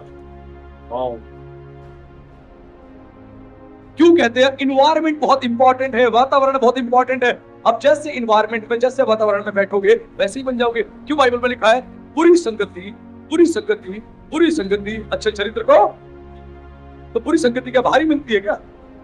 मैंने तो घरों में देखी बुरी संगति। अब बाहर की बात करो, घरों में बुरी संगति देखी है। गाली देके बाप बात कर रहा है, उल्टा सीधा बाप बोल रहा है, बेटा भी वही कर रहा है। अब बाप ने क्या करा, बाप ने बेटे को बोला। अब बेटा पता किसको बोलता है? माँ को। जब माँ ने कुछ कहा फिर वो माँ को बोलता है। माँ कहती अब मैं करूं क्या, जैसा बाप वैसा बेटा, बल्कि बेटा बाप से 2 नंबर आ गए। ऐसी शिकायतें उनकी। ये कैसे हो रहा है? पूरे घर का इन्वायरमेंट बदल दिया, पूरे घर का। मैंने बताया आशीष का द्वार पिता होता है, पिता। ये परमेश्वर ने ठहराया है, आशीष का द्वार पिता को ठहराया है। घर की जिम्मेदारी पिता के हाथों में सौंपी है, हेड ऑफ द फैमिली है। प्रभु ने कहा मैं तुझे पूछ नहीं, मैं तुझे सर बनाऊंगा। पूछ क्या करती है? पूछ यानी टेल होती है पीछे, सर हमेशा आगे होता है। सर यानी हेड, डिसीजन मेकर। हमेशा जो हेड होता है किसी कंपनी का, किसी ऑर्गेनाइजेशन का, घर का, वो डिसीजन मेकर होता है। टेल यानी पूछ, पूछ यानी पीछे, बाकी लोग पीछे बैठ के उसके उस आदेश का पालन कर। अब प्रभु ने आपको एक पिता के रूप में घर में हेड ऑफ द फैमिली बनाया है, यानी तुम डिसीजन मेकर हो। तुम्हें फैमिली के डिसीजंस लेने हैं, लेकिन तुम क्या कर रहे हो? भाई मुझसे मत बोलो, अपने आप देख लो, मुझे मतलब नहीं। वाह वंडरफुल। आपको मतलब नहीं, यानी आप अपनी पोस्ट रिजाइन दे दो। फिर आप बोलो मैं रेजिग्नेशन दे रहा हूं परमेश्वर, मैं रेजिग्नेशन ले लो, मैं अपने पोस्ट, अपनी जिम्मेदारी से रिजाइन देना चाहता हूं। क्यों? मैं नहीं संभाल सकता इसको। क्यों? मुझे कुछ और संभालना है, मुझे कुछ और करना है, मुझे कुछ और करना है, ये मैं काम नहीं करूंगा। तो अपने विवाह क्यों किया? कवारे रहते, आओ कवारे रहते, जिम्मेदारी नहीं आती सर। क्यों विवाहित हुए? क्यों शादी करी? शादी करी तो करी, बच्चे क्यों करे? नहीं करते। अगर कर लिए तो जिम्मेदारी अदा करनी पड़ेगी, आप मना नहीं कर सकते। बस आज हमें परमेश्वर को समझाने का प्रयास कर रहे हैं। जैसा बच्चा देखेगा उसी प्रकार वो बिहेव करेगा। मत बोलना मेरा बच्चा बिगड़ गया, बिगड़ गया, बिगड़ गया। पता नहीं कैसे बिगड़ गया। आपके घर में रहता है बच्चा, आपके परिवार में रहता है। सबसे ज्यादा टाइम बच्चे का आपके साथ ही बीतता है, आपके परिवार के साथ ही बीतता है। उसके बाद भी बच्चा बिगड़ गया, खराब हो गया। कैसे? कैसे? हमने घर के एनवायरनमेंट को कभी ठीक किया नहीं, हमने बच्चों को डिवोशनल टाइम दिया नहीं। एक मसीह महिला मुझे बता रही, पास्टर जी मैं चिल्ला चिल्ला के थक जाती हूँ अपने घर में, ना मेरा पति कभी प्रार्थना करता है, ना मेरे बच्चे कभी प्रार्थना करते हैं। पूरे घर में इकलौती मैं ही हूँ जो प्रार्थना करती हूँ, कोई प्रार्थना नहीं करता। और मुझे इतना दुख है, मैं कहती हूँ परमेश्वर से, परमेश्वर मुझे तू उठा ले, इनके बीच में मत रख। मैं दुखी हो गई, इनके जीवन को देख देख के मैं दुखी हो गई। कुछ भी नहीं करते हैं, केवल चर्च में आके आडंबर करते हैं, ये कुछ भी नहीं करते। मैंने कहा बहन उठाएगा परमेश्वर, समय आएगा सबको उठाएगा, पूरी कलीसिया उठाई जाएगी रैप्चर वाले दिन, डरे नहीं। लेकिन उससे पहले जिम्मेदारी परमेश्वर ने आपको दी, अपनी जिम्मेदारी उनसे भागो नहीं। आप बैठ के प्रार्थनाएं करो, परमेश्वर सब कुछ बदलेगा। बच्चे घर में बैठ के बोलते हैं मैं चर्च में नहीं जाऊंगा। वाह क्या, घर में बैठ के बोलते हैं हम चर्च में नहीं जाएंगे, और फैमिली के मेंबर को कहते हैं बोलना मैं घर पे ही नहीं हूँ। वाह। और पादरी वहां से निकल रहा था बाइक लेके, पादरी ने देख लिया घर पे ही है। कितनी बड़ी झूठी बातें। किसको धोखा दे रहे हो आप? खुद को धोखा दे रहे हो, किसी और को नहीं, खुद को धोखा दे रहे हो। क्योंकि वो आदमी जब निकल रहा था उसी घर के पास से निकला, प्रभु ने बाइक वहीं उधेड़ दी और वो वहां से निकला तो देखा बाइक खड़ी है, बच्चा घर पे ही है। लेकिन फैमिली को बोला मैं घर पे ही नहीं हूँ बोल देना, और फैमिली ने बोला घर पे ही नहीं है। माँ भी झूठी पड़ गई, बेटा भी झूठा पड़ गया। क्या फायदा हुआ? किससे छुपा रहे हो? उस परमेश्वर से। आज हम सोचे हमारे बच्चों को आराधना में दिल नहीं लगता, प्रार्थना में दिल नहीं लगता हमारे बच्चों का, कहां दिल लग रहा है? फिर कहां दिल लग रहा है? अगर प्रार्थना में दिल नहीं लग रहा, आराधना में दिल नहीं लग रहा, तो दिल उनका फोन में लग रहा है। फोन में पूरा दिन बैठ के फोन चलाते रहेंगे, इधर लेट के उधर कोने में, इधर कोने में चलाते रहेंगे। कई बच्चों को तो फोन चलाने का इतना नशा लगा हुआ है, फोन चला चला के बिस्तर पे सारी अंगड़ाइयां लेंगे, पूरे बिस्तर पे एक सर्कल बना देंगे घड़ी की तरह घूम घूम के, और अंत में जब वॉशरूम जाएंगे वहां भी फोन लेंगे, वहां भी बैठ के फोन चलाएंगे, और बाहर आके सैनिटाइजर से वॉश कर लेंगे, साफ कर लेंगे। सोचो, ऐसी मेंटालिटी है आज। किस डायरेक्शन में हमारे बच्चे हैं? फिर हम सोचते हैं हमारे बच्चे आशीष पाएंगे, नहीं पाएंगे। और उसके जिम्मेदार कौन है? हम पेरेंट्स ही जिम्मेदार हैं। मैं पेरेंटिंग के बारे में बाद में आपको सिखाऊंगा, एक तो बड़ा एक गहरा संदेश है, वो 3 संडे प्रचार करूंगा मैं आप लोगों को लगातार पेरेंटिंग के ऊपर, बड़ा जबरदस्त मैसेज। लेकिन अभी जो संदेश है उसको सीख ले, उसको समझ ले। हम छोटी मोटी बात नहीं, हम अपने घर अपने परिवार में क्या दे रहे हैं। आज खुद अपने भाइयों को बता रही है, आप हेड ऑफ द फैमिली है। अगर फैमिली में हेड होके तुम्हारी बात तुम्हारे बच्चे नहीं मानते, तुम्हारी पत्नी नहीं मानती, उसके 2 कारण है। पहला कारण, तुम उनके सामने धार्मिकता का जीवन नहीं जीते, इसलिए तुम्हारी बिल्कुल भी वैल्यू नहीं, पहला कारण। दूसरा कारण, तुम्हारे पास जो अधिकार है, अथॉरिटी है, तुम्हें उसका यूज करना नहीं आता, इसी कारण से बच्चे तुम्हारी बात नहीं। और बहुत दुख की बात है, बहुत दुख की बात है, एक मसीही माता पिता होके अगर आप अपने बच्चों को आत्मिक जिंदगी नहीं दे पा रहे, आपने सब कुछ दे दिया, आत्मिक जिंदगी नहीं दी, it means you are a failure, failure, failure. Eyes of God, परमेश्वर की आंखों के सामने तुम फेलियर और कुछ नहीं। मेरी आंखों के सामने, कलीसिया की आंखों के सामने, समाज की आंखों के सामने हम पास हो सकते हैं। मेरा बेटा महीने के 60,000 रुपए कमाता है, 1 लाख रुपए कमाता है, क्या बात है। लेकिन वो बच्चा आत्मिक जिंदगी नहीं जी रहा, वो बच्चा परिवार में माता पिता से अच्छे से बात नहीं कर रहा, वो बच्चा परमेश्वर की सेवा नहीं कर रहा, वो बच्चा संडे चर्च में दिखाई नहीं दे रहा। It means you are a failure. यहोशू के समान बोलने का अधिकार रखे, हक रखे कि मैं और मेरा घराना परमेश्वर की सेवा करे। ये बोलने का अधिकार रखे, अथॉरिटी रखे, तभी परमेश्वर आपके जीवन में आशीष देगा, वरना नहीं। ध्यान रखना, अब्राहम को परमेश्वर ने विश्वास का पिता बोला। क्या बोला उसको? विश्वास का पिता बोला, विश्वास का पुत्र नहीं बोला। ऐसा क्यों करा परमेश्वर? अब्राहम को विश्वास का पुत्र नहीं बोला, विश्वास का पिता बोला। क्यों? क्योंकि परमेश्वर ने एक बड़ी अद्भुत बात उसके विषय में कही। एक बार खोल के हम पढ़ लेते हैं उत्पत्ति की पुस्तक अध्याय 18 पद उसका 19, जहां परमेश्वर ने बड़ी गहरी बात बोली। Book of Genesis chapter 18 verse 19। और कोई इस वचन को मेरे लिए एक बार ऊंची आवाज में पढ़। क्योंकि मैं जानता हूँ कि वह अपने पुत्रों और परिवार को और जो उसके पीछे रह जाएंगे आज्ञा देगा कि वे यहोवा के मार्ग में अटल बने रहें और धर्म और न्याय करते रहें, ताकि जो कुछ यहोवा ने अब्राहम के विषय में कहा है उसे पूरा कर। Hallelujah, hallelujah. क्या बड़ी गहरी बात है जो परमेश्वर ने कही। किसके बारे में? अब्राहम के बारे में। अब्राहम को इसलिए नहीं चुना कि अब्राहम बहुत पैसे वाला था, अब्राहम को इसलिए नहीं चुना वो बहुत बुद्धि वाला था, अब्राहम को परमेश्वर ने किसलिए नहीं चुना? वो दिखने में सुंदर था, इसलिए नहीं चुना। परमेश्वर ने अब्राहम को इसलिए चुना कि परमेश्वर जो है अपने घराने को आज्ञा देगा, अपने पुत्रों को आज्ञा देगा कि यहोवा के मार्ग में चलते रहो, उससे नहीं हटना है, नहीं हटना है, कुछ भी हो जाए नहीं हटना। इसीलिए परमेश्वर ने अब्राहम को चुना था। और अब्राहम के द्वारा देखते हैं कि परमेश्वर ने आशीष पूरी पृथ्वी पर फैला दी। चुना एक व्यक्ति को और उसको विश्वास का पुत्र नहीं कहा, विश्वास का उसको पिता कहा। आज हमें समझने की आवश्यकता है।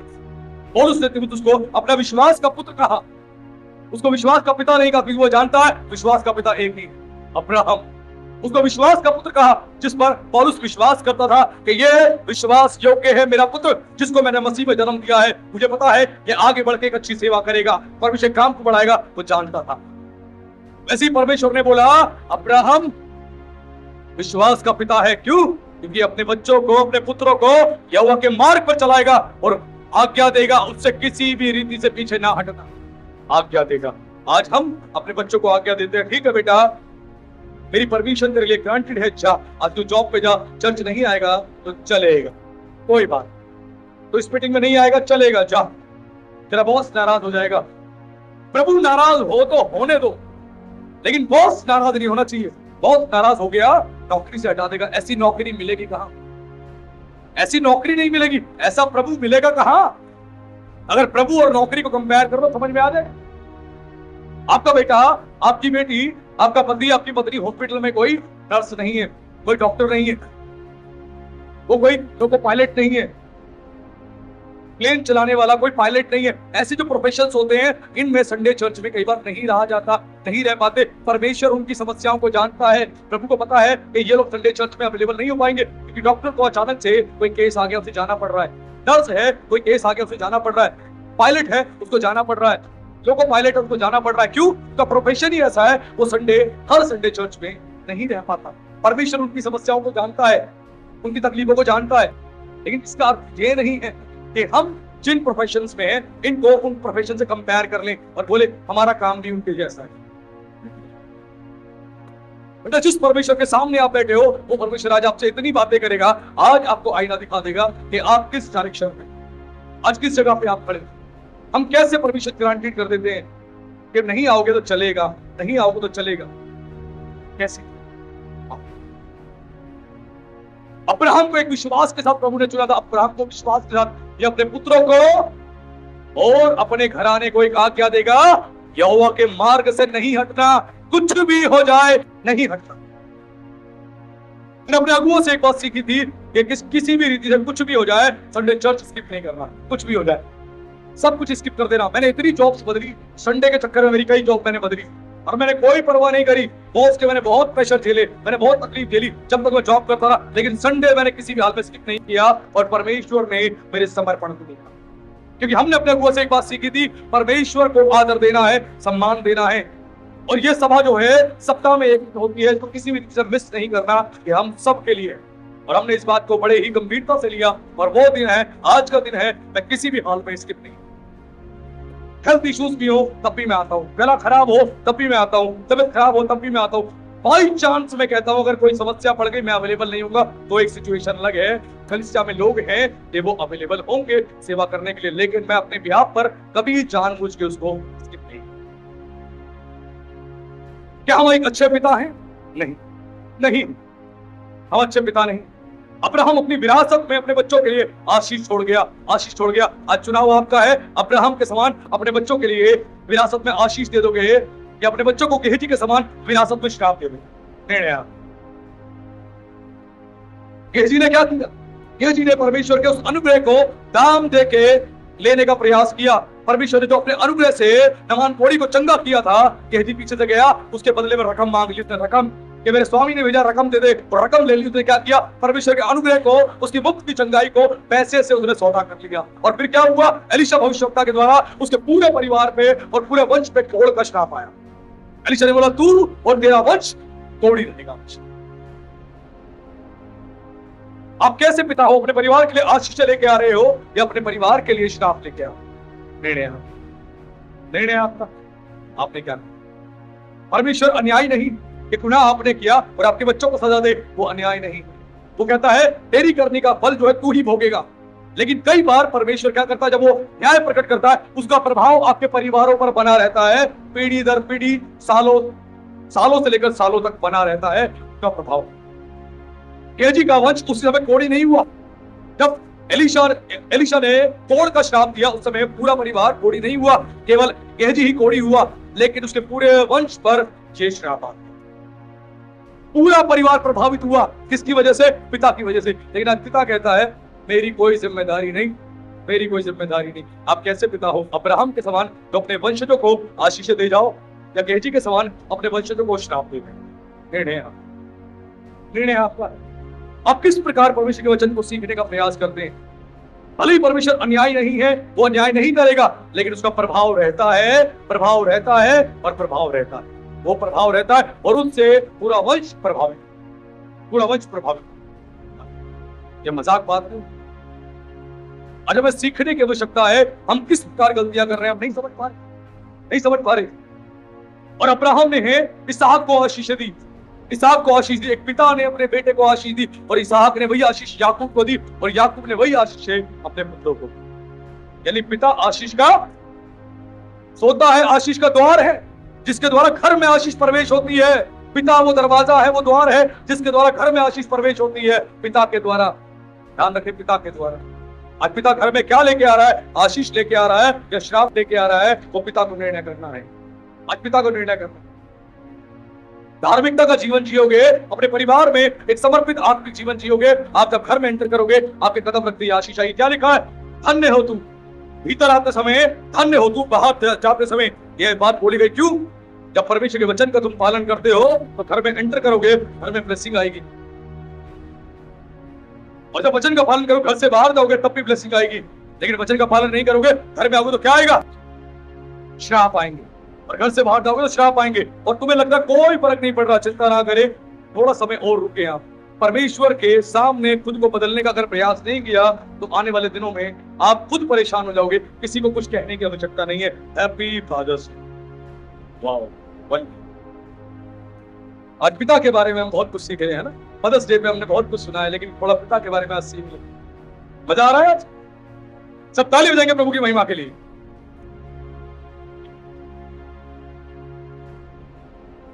आज परमेश्वर बहुत कुछ सिखाने का प्रयास कर रहा है। हमने सीख लिया तो परमेश्वर बहुत बड़ी आशीष देगा, हमने नहीं सीखा तो बहुत बड़ी समस्याओं में हम घिर जाएंगे। और आज हमें सीखना है जो परमेश्वर हमें सिखाना चाहता है। पिता के द्वारा बच्चों के जीवन में आशीष आती है। पिता के द्वारा, अगर पिता जो है एक आशीषी जिंदगी नहीं जिएगा तो बच्चों के जीवन में कोई आशीष नहीं आने वाली, कोई भी आशीष।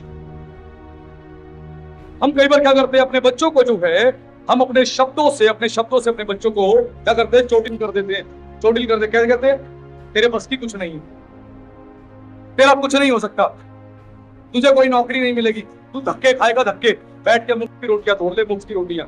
हम इस प्रकार के शब्द बोलकर क्या करते हैं, बच्चों को खाओ देते हैं, खाओ।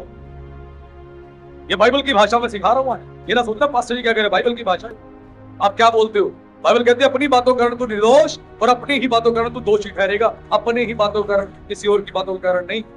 आपकी बातें बताती है आप निर्दोष है या दोषी है। ध्यान रखना। आज बच्चों को इस प्रकार कह के हम बच्चों को चोटिल करते हैं, उनको चोट पहुंचाते हैं। क्या पिता का यही काम होता है? जब आप पाप करते परमेश्वर क्या बोलता है, पापी पापी ओ पापी। आप जहां जाते उस जगह आवाज आती है, आपके ऑफिस में आवाज आती है, ये पापी है, ये शाम को 2 पैक लगा के आया था। परमेश्वर बोलता है, आकाशवाणी करता है, नहीं करता ना?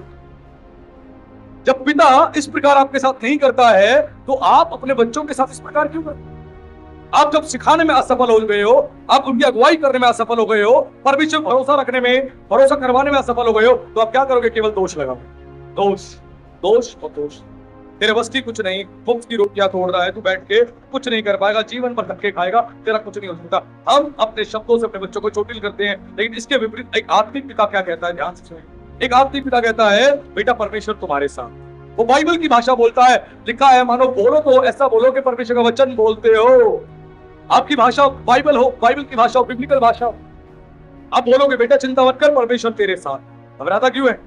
परमेश्वर तेरे साथ है, परमेश्वर तेरे लिए कुछ बेहतर कर रहा है, तू डर मत, घबरा मत, परमेश्वर भरोसा रख। परमेश्वर के पास तेरे लिए एक बेहतर योजना है, वो अपनी प्रतिज्ञाओं को पूरा करेगा तेरे जीवन में।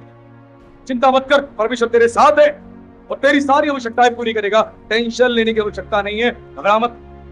पक्का तेरे को एक अच्छी नौकरी मिलेगी, अच्छा तेरा बिजनेस सेट होगा, घबरा मत। एक आत्मिक पिता के शब्द इस प्रकार अपने बच्चों के लिए होते हैं, इस प्रकार। लेकिन एक शारीरिक पिता क्या होगा, जो मैंने ऊपर बातें बताई, इस प्रकार के शब्द बोलेगा और बच्चों को चोटिल कर देगा। आज आपके शब्द जो है बच्चों को चोटिल कर रहे हैं या उनको हिम्मत और बल दे रहे हैं।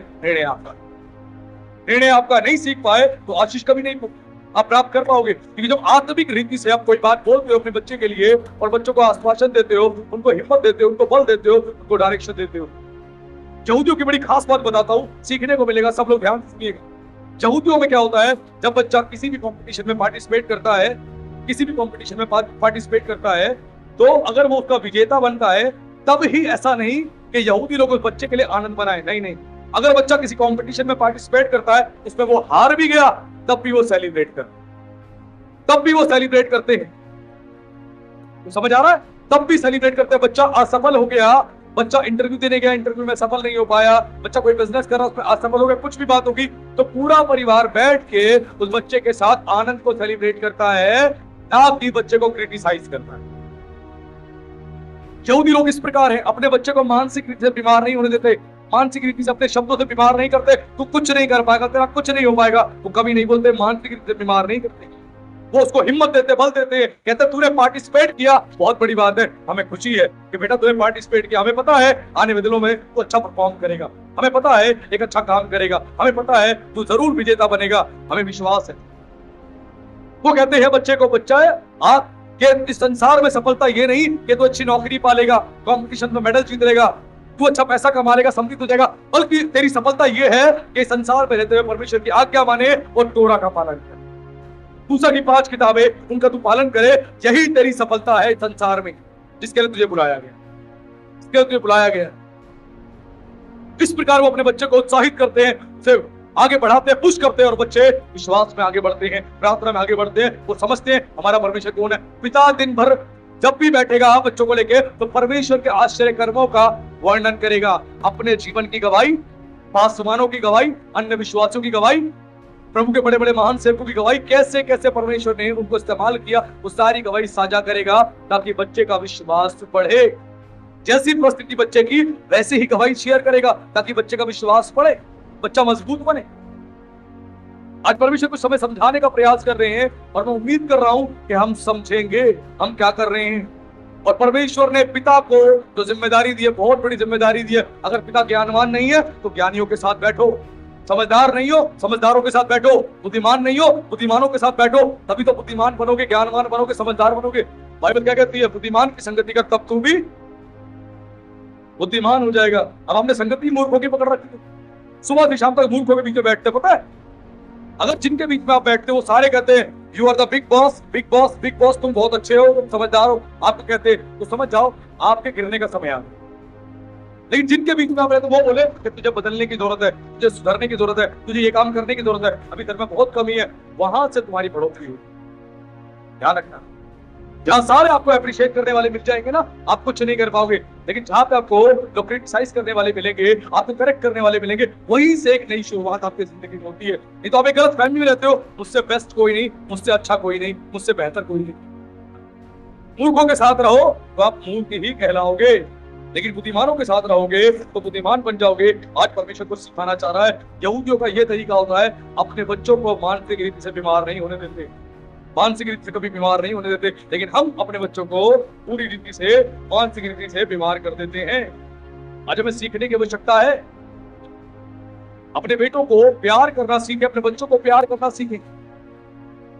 परमेश्वर के उस पिता के हृदय को और परमेश्वर के चरित्र को मैं आपके सामने फिर से आगे प्रकट करने जा रहा हूं, आपको सीखने का मौका मिलेगा। उसके लिए खोलेंगे book of Matthew chapter 3 verse 17, मत्ती रचित सुसमाचार अध्याय 3 पद 17। और कोई इस वचन को मेरे लिए पढ़ दे। यहाँ पे परमेश्वर ने क्या कहा, और देखो ये आकाशवाणी हुई, यह मेरा प्रिय पुत्र है जिससे मैं अत्यंत प्रसन्न हूँ। हालेलुया। यहाँ पे आकाशवाणी हुई, क्या हुई, ये मेरा प्रिय पुत्र है जिससे मैं अत्यंत प्रसन्न हूँ। अभी प्रभु यीशु मसीह ने एक भी चमत्कार नहीं किया, एक भी चमत्कार नहीं किया, एक भी मुर्दा जिंदा नहीं किया, एक भी सुसमाचार का प्रचार नहीं किया, कुछ भी नहीं किया प्रभु ने भी। लेकिन फिर भी आकाशवाणी हो रही है, और कौन बोल रहा है, स्वर्ग के पिता बोल रहे हैं। क्या बोल रहे हैं, ये मेरा प्रिय पुत्र है जिससे मैं अति प्रसन्न हूँ। प्रभु ने ऐसा क्या कर दिया कि पिता उससे प्रसन्न है, कोई चमत्कार नहीं किया। पिता जब आपसे प्रसन्न नहीं होगी जब आप कोई चमत्कार करोगे, आपको लगे चमत्कार होगा तो ही पिता उससे प्रसन्न होगा।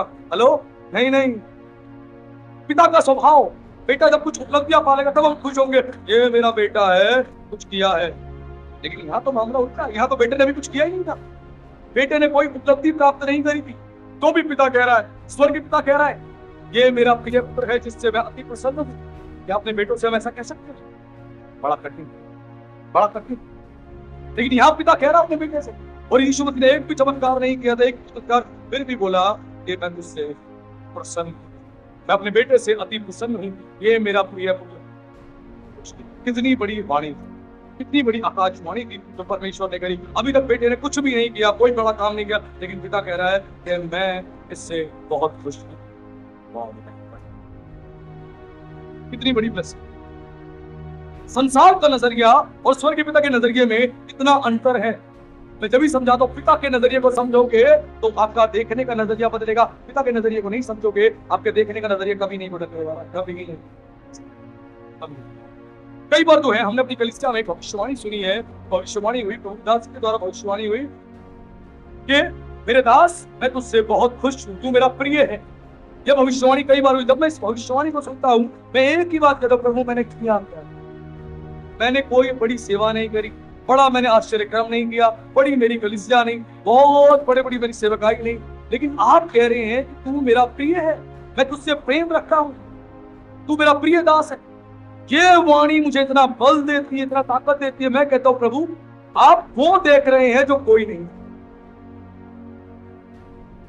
आप वो देख रहे हैं जो कोई नहीं देखता, वो हृदय है जो परमेश्वर देखता है, कोई नहीं देख सकता। और परमेश्वर के मुंह से यह निकलना कि तू मेरा प्रिय दास है जिससे मैं बहुत प्रेम करता हूं, ये वाणी बहुत बड़ी वाणी है कि परमेश्वर ऐसा बोल रहा है। सोचिए, और जिस दिन मैं जब ये भविष्यवाणी सुनता हूं, ऐसा हर बार नहीं, लेकिन जब परमेश्वर ने कहा मेरे आनंद का ठिकाना नहीं, मैं 1000 कलीसिया स्थापित कर लूं, मैं 1000 लोगों को, लाखों लोगों को बैप्टिज्म दे लूं, मैं 1000 लोगों को चंगा कर दूं, उसके बाद पृथ्वी से पूछ करके जाऊं, वो आनंद का विषय मेरे लिए नहीं है।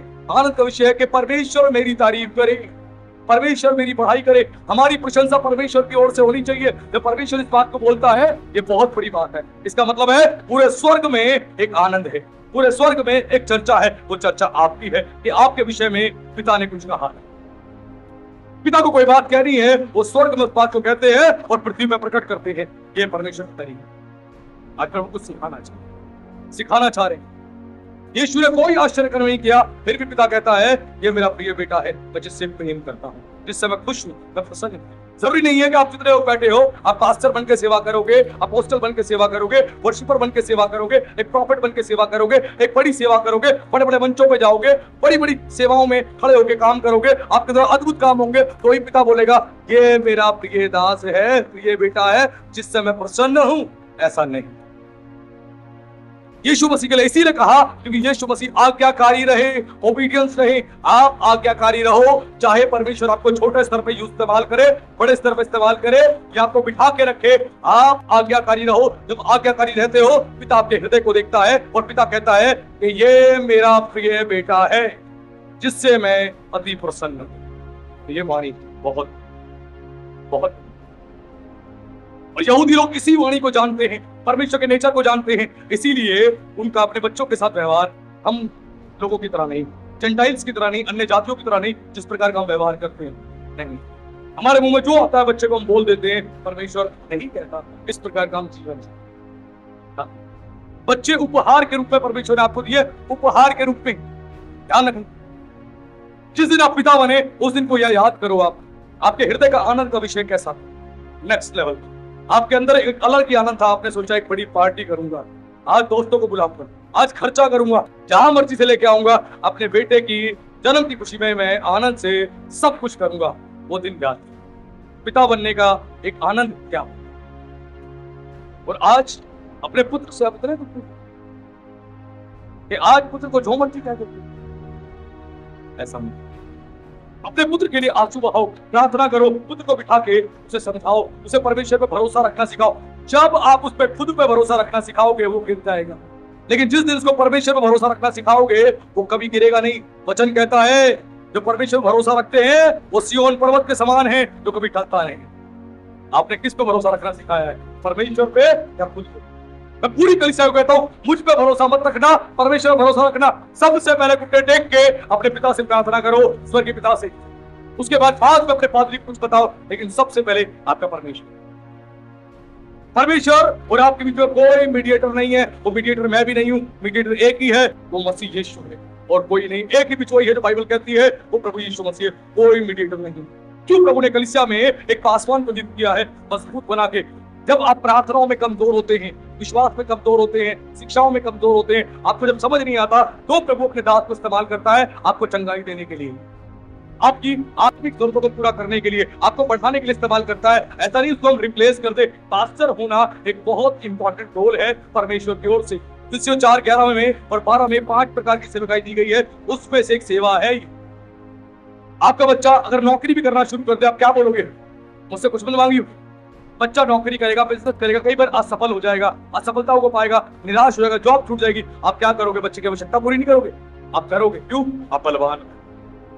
वैसे ही पादरी को प्रभु ने खड़ा किया आत्मिक से बलवान बना के, ताकि कलीसिया में जब कोई कमजोर पड़ जाए उसको मजबूत करे, उसे बलवान बनाए। इसीलिए खड़ा किया है, और किसी दूसरे पर्पस के लिए नहीं।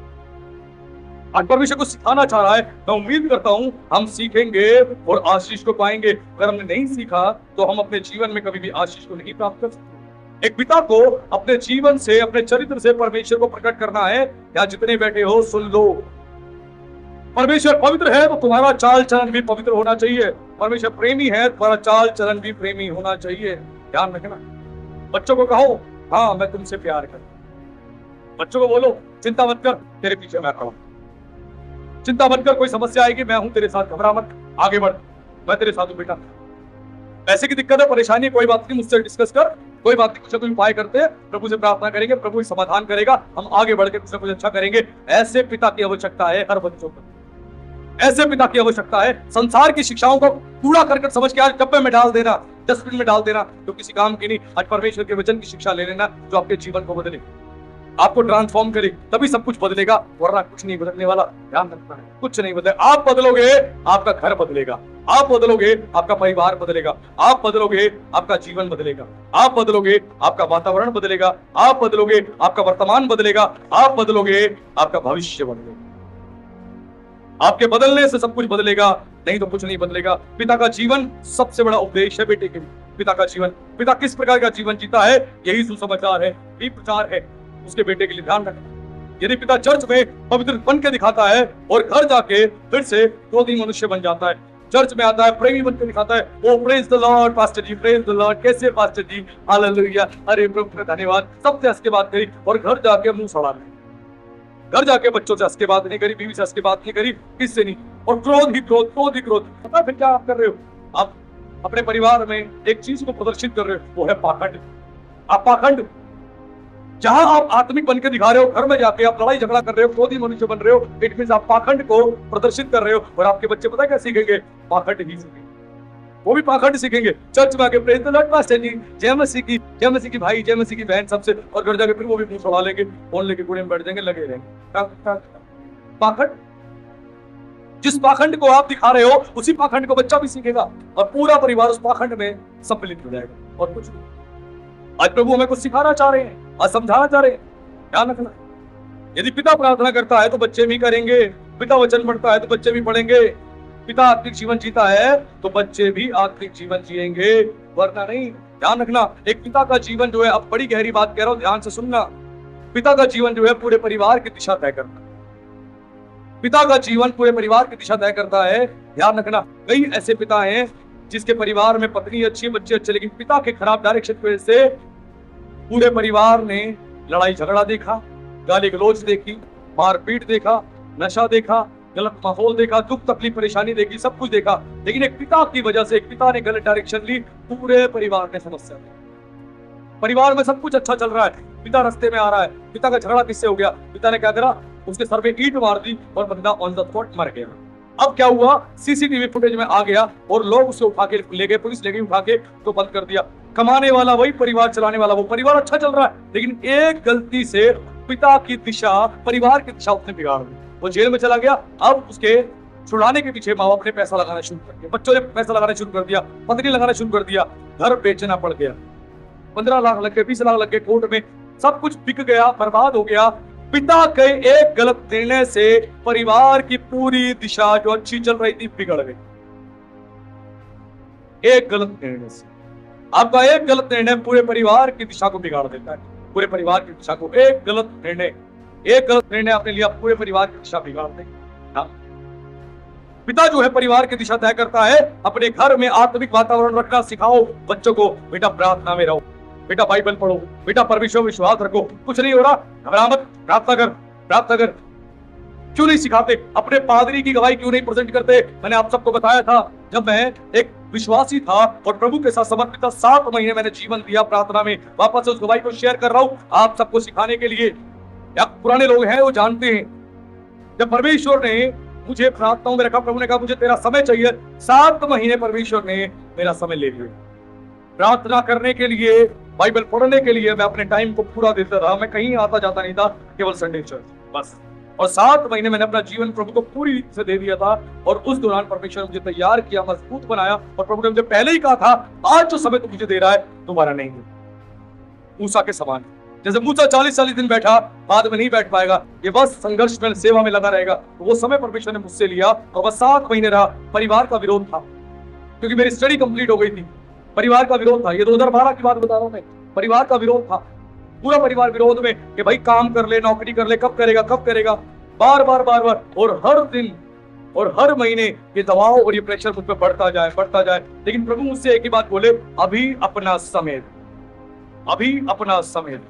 मैं प्रार्थनाओं में 6-6 घंटे, प्रार्थनाओं में 8-8 घंटे बाइबल पढ़ रहा हूं, उपवास में बैठा हूं। और 7 महीने फास्टिंग में था मैं। 7 मंथ फास्टिंग में, इवनिंग में फास्टिंग बोलता था मैं, इवनिंग में। और फुल डे फास्टिंग में रहता था, इवनिंग में या नाइट में फास्टिंग बोलता था। 7 महीने फास्टिंग में रखा परमेश्वर को।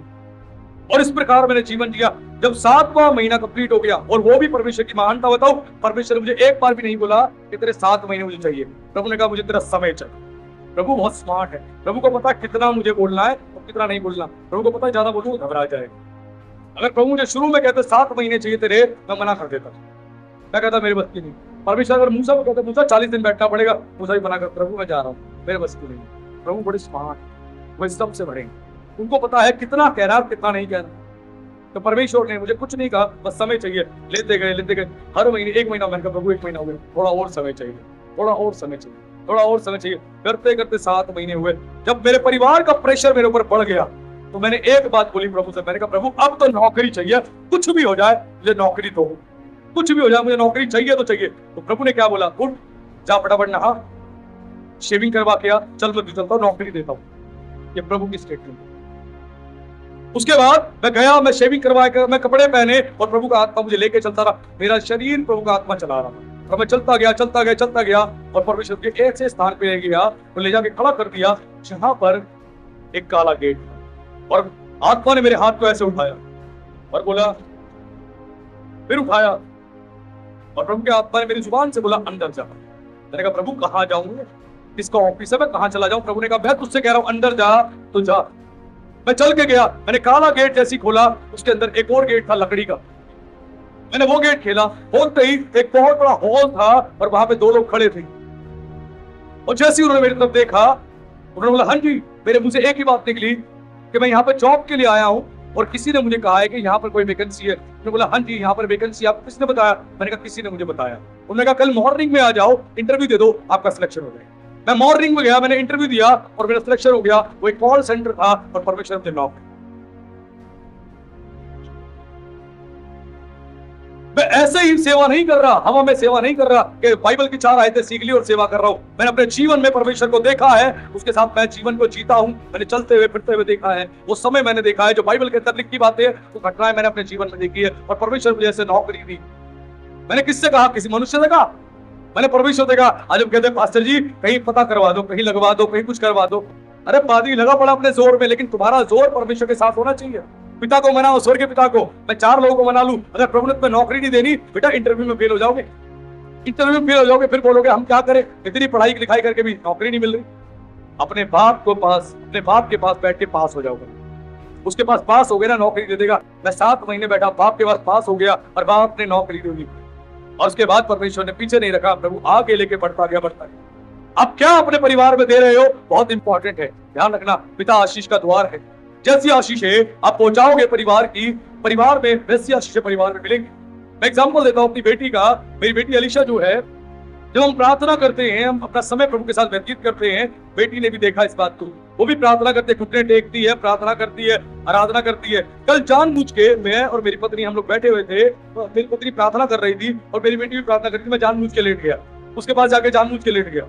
उसने 2 मिनट देखा मुझे, 3 मिनट देखा, फिर बोली उठ जाओ, हमारे साथ प्रार्थना कर लो, उठ जाओ पापा प्रार्थना कर लो, उठ के घुटनों पे आ जाओ ना, घुटनों पे आ जाओ। मैं घुटनों पे चला गया, मैं प्रार्थना करता रहा, मैं इसकी तरफ आंख खोल के देखता रहा। यानी गीत गा लो, हम भी तो गीत गा रहे, गीत गा लो, ताली बजाओ, गीत तो गा लो, आराधना कर लो प्रभु की। मैंने वो भी करनी शुरू कर। तो मेरे कहने का मतलब, बच्चे ने कुछ देखा और सीखा। और मेरी बेटी ने क्या सीखा, कुछ दिन पहले मेरी वाइफ तबियत खराब थी, मैंने अपनी वाइफ के पैर दबाए थे, और कई बार मैं पैर दबा देता हूँ, तो ये चीज मेरी बेटी ने देखी।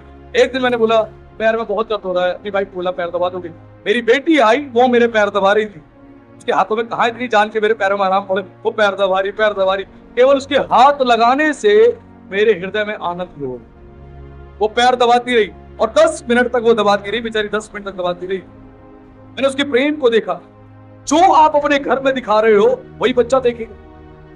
मेरी बेटी बार बार प्रार्थना के लिए हमें टोकती है, हमें बार बार एक बात याद दिलाती है, पापा प्रभु जी आने वाले, चर्च चलो, लेट हो गया ना दरवाजा बंद हो जाएगा, चर्च चलो, लेट हो गया दरवाजा बंद हो जाएगा। वो बच्चा इन बातों को बोलता, कहां से सीखा हो? जैसा इन्वायरमेंट हमने घर में दिया, जैसा इन्वायरमेंट हमने परिवार में रखा, बच्चा वही देख रहा है, वही। आप जैसा इन्वायरमेंट दोगे वही होगा। कोई बात की मुझे टेंशन होती है, मैं कुछ कहता हूँ, एलिशा इस बात की चिंता है, एक काम करो ना, प्रार्थना करो ना, प्रभु जी सब कर देंगे, प्रार्थना करो ना। ये बातें बच्चे के ऊपर कैसे आई? क्योंकि हम घर में चर्चा करते हैं, हम बात करते हैं। आप घर में क्या चर्चा करते हो? कैसे होगा, किस तरह होगा, ऐसा काम नहीं चलने वाला, इस तरह होने वाला नहीं। तो जैसी बातें तुम्हारी बस तुम्हारे परिवार में सब। इसलिए सबसे पहले हमें खुद को बदलने की आवश्यकता है।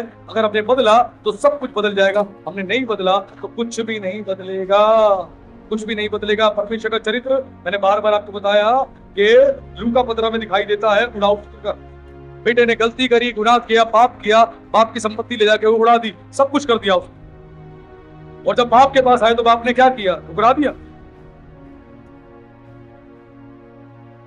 बाप ने ठुकराया नहीं।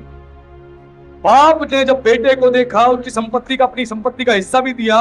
और जब बाप ने देखा, मैं कुछ सिखाना चाह रहा हूं, आ जाना उस बात पे, कुछ गहरी बात सिखाऊंगा, शायद आपके काम आए। नहीं तो जिंदगी भर कुछ सीखने वाले नहीं हो यहाँ बैठ के भी, आज सिखाना चाह रहा हूं मैं।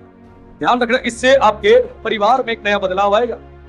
बाप ने देखा, बाप ने अपनी संपत्ति का हिस्सा दिया। बाप को नहीं पता था बेटा क्या करने वाला है। पैसा लिया, लड़ झगड़ कर चला गया, सब बर्बाद कर दिया। लेकिन बाप उसकी राह देख रहा था। और बाद में जब वो दौड़ वहां से आ रहा था तो बाप ने दूर से देखा, उसकी राह देखकर बाप भागा गया।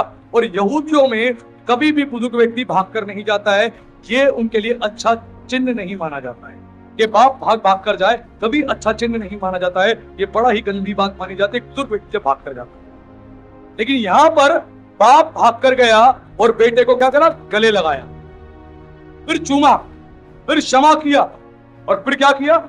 बिना किसी सवाल जवाब के पुनः स्थापित किया, वापस से परिवार का अधिकारी बना दिया। ये हृदय। अब ठीक से इसका एक दूसरा रेवलेशन सुन लेना। आपने अपने बेटे को पैसा दिया, बेटा एक बिजनेस खोल ले। बेटा बिजनेस खोलने गया, बिजनेस में असफल हो गया, बिजनेस में लॉस हो गया। अब बेटा जब निराशा उदासी के साथ आ रहा है तो बेटे को गले लगाना है, उसे प्यार करना है, उसको बोलना कोई बात नहीं, नुकसान हो गया, दोबारा कर लेंगे। ये नहीं बोलना कि तूने ये बिजनेस किया तू फेल हो गया, ये किया तू फेल हो गया, वो किया तू फेल हो गया, तेरे बस की कुछ नहीं कर पाएगा। हेलो, क्या स्वर्गीय पिता का स्वभाव हमारे पास है? नहीं है। आज ले लो इस स्वभाव को। पिता का हृदय ऐसा होता है। पिता का हृदय असफल हो गया, कोई बात। बाप ने वापस से घर का अधिकारी बनाया, बाप ने वापस से उसके लिए आनंद किया। हमने सुना ना कि बेटा जब लौट गया बाप ने आनंद किया। यहूदियों में यही होता था, बेटा असफल भी हो जाए ना, विफलताओं में भी चला जाए, तो भी पिता पूरे परिवार के साथ उस बच्चे को लेकर आनंद सेलिब्रेट करते थे।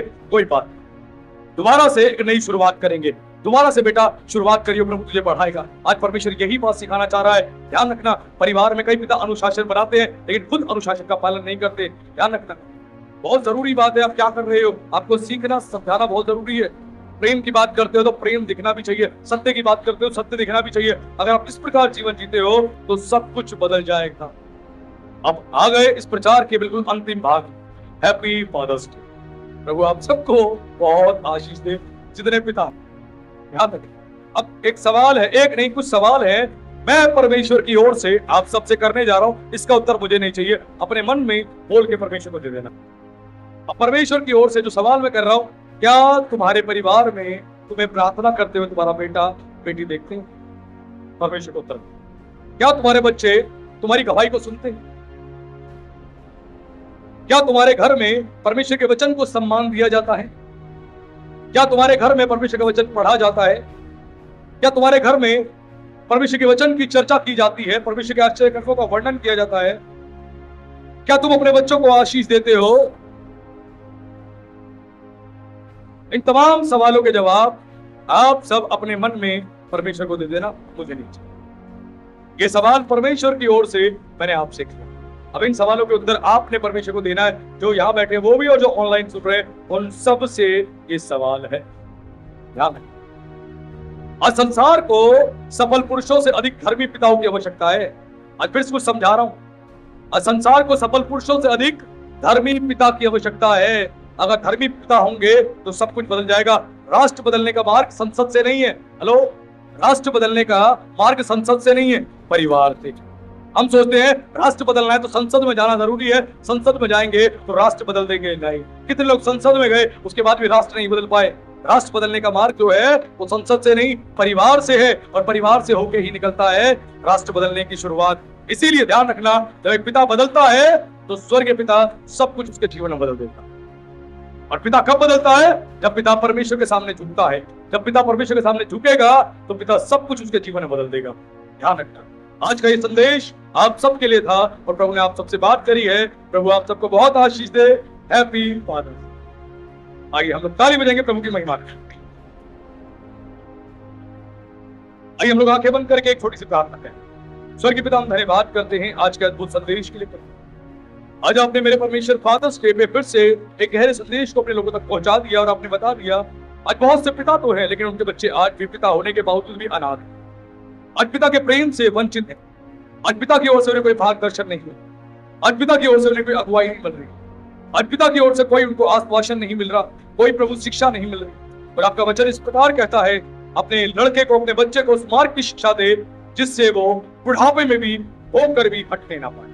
पिता, अपने लोगों को प्रभु आप अपने हाथों में ले इन्हें आशीष दे। जितने पिता हैं मैं उन सभी पिताओं को आपके हाथों में सौंपता हूं। और उन पिताओं के लिए पिता मैं आपकी दया मांगता हूं, आपकी कृपा मांगता हूं, आपकी बुद्धि, आपकी ज्ञान मांगता हूं। उन पिताओं को फिर से प्रभु अपने प्रेम से भरे, उन्हें पुनः स्थापित करें और उन्हें अपने मार्ग में चलाएं। उनकी डायरेक्शन को बदल दे, उनके विचारों को बदल दे और उन्हें एक बेहतर आत्मिक आशीषित जीवन प्रदान करें ताकि सब कुछ उनके जीवन में बदल जाए मेरे पिता। क्योंकि आज आपने गहरी बातें बताई, आपने बता दिया मेरे परमेश्वर, जरूरी नहीं कि तुम्हारा बेटा, तुम्हारी बेटी बड़ी बड़ी उपलब्धियां हासिल करेगा तभी तुम आनंद को सेलिब्रेट करोगे। कई बार उसकी विफलता में, उसकी असफलता में भी उसे हिम्मत देने के लिए, आश्वासन देने के लिए तुम उस आनंद को सेलिब्रेट कर सकते हो जिसके लिए उसने प्रयास किया। पिता, धन्यवाद करते हैं अपने प्रेम को प्रकट करने के लिए और बहुत सारी अद्भुत और गहरी बातें बताने के लिए। आपका धन्यवाद देते हैं और सारी बातों में आपके नाम को महिमा देते हैं। और एक बार फिर से इस पूरी सभा को, ऑनलाइन सुन रहे हर एक व्यक्ति को आपके हाथों में सौंपते हैं। इस प्रार्थना को जीवित सामर्थी परमेश्वर के पुत्र मसीह यीशु के नाम से मांगते हैं, आमीन। आप सभी को जय मसीह की।